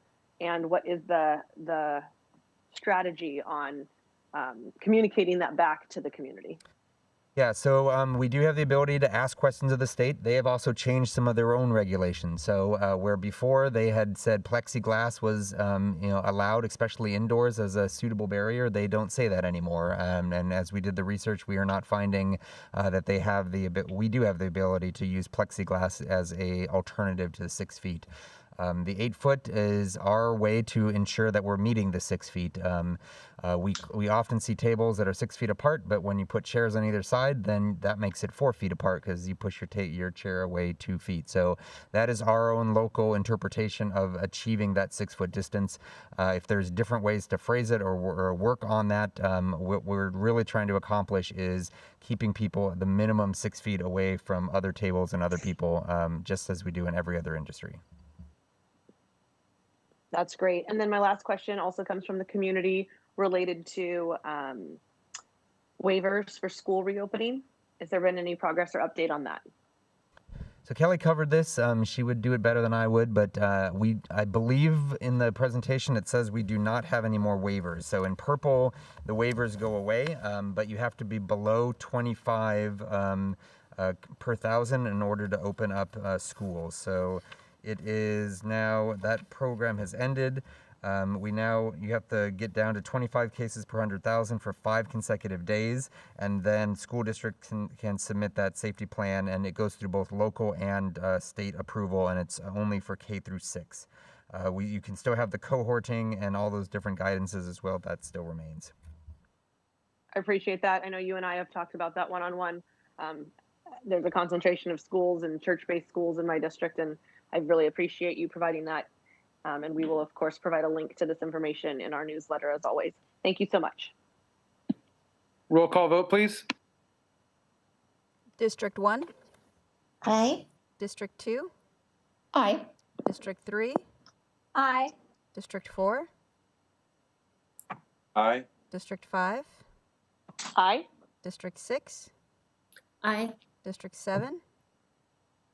Aye. District 8?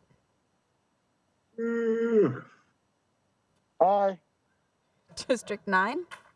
Aye. Motion carries. Okay, thank you. That concludes the meeting. We do have, I think, maybe 2 members that have a closing comment. Councilmember Urenga. Thank you, Mayor.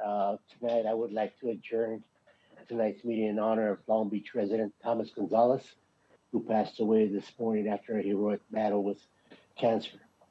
Mr. Gonzalez was a lifelong civil servant. He served for many years in the United States Department of Housing and Urban Development, HUD, and after his retirement, moved to Long Beach and served on the Long Beach Citizen Police Complaint Commission as an investigator as well.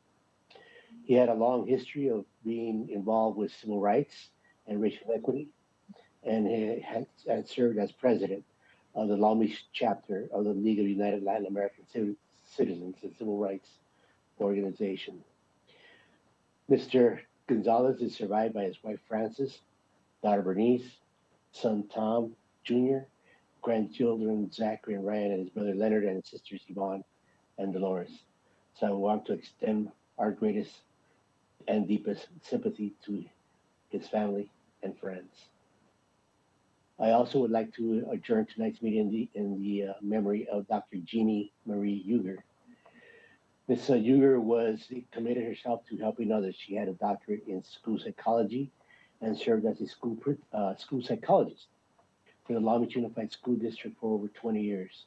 Among the schools that she served at were Stevens Middle School, Buffalo Preschool Assessment Center, and Fremont and Herrera Elementary Schools.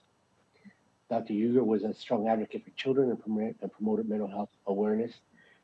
And she was committed to not only her commitment did not go unnoticed. She also volunteered in the 7th District community as a member of the Wrigley Community Watch program. And she had a great love for animals, where she often adopted and fostered many stray animals that came across her.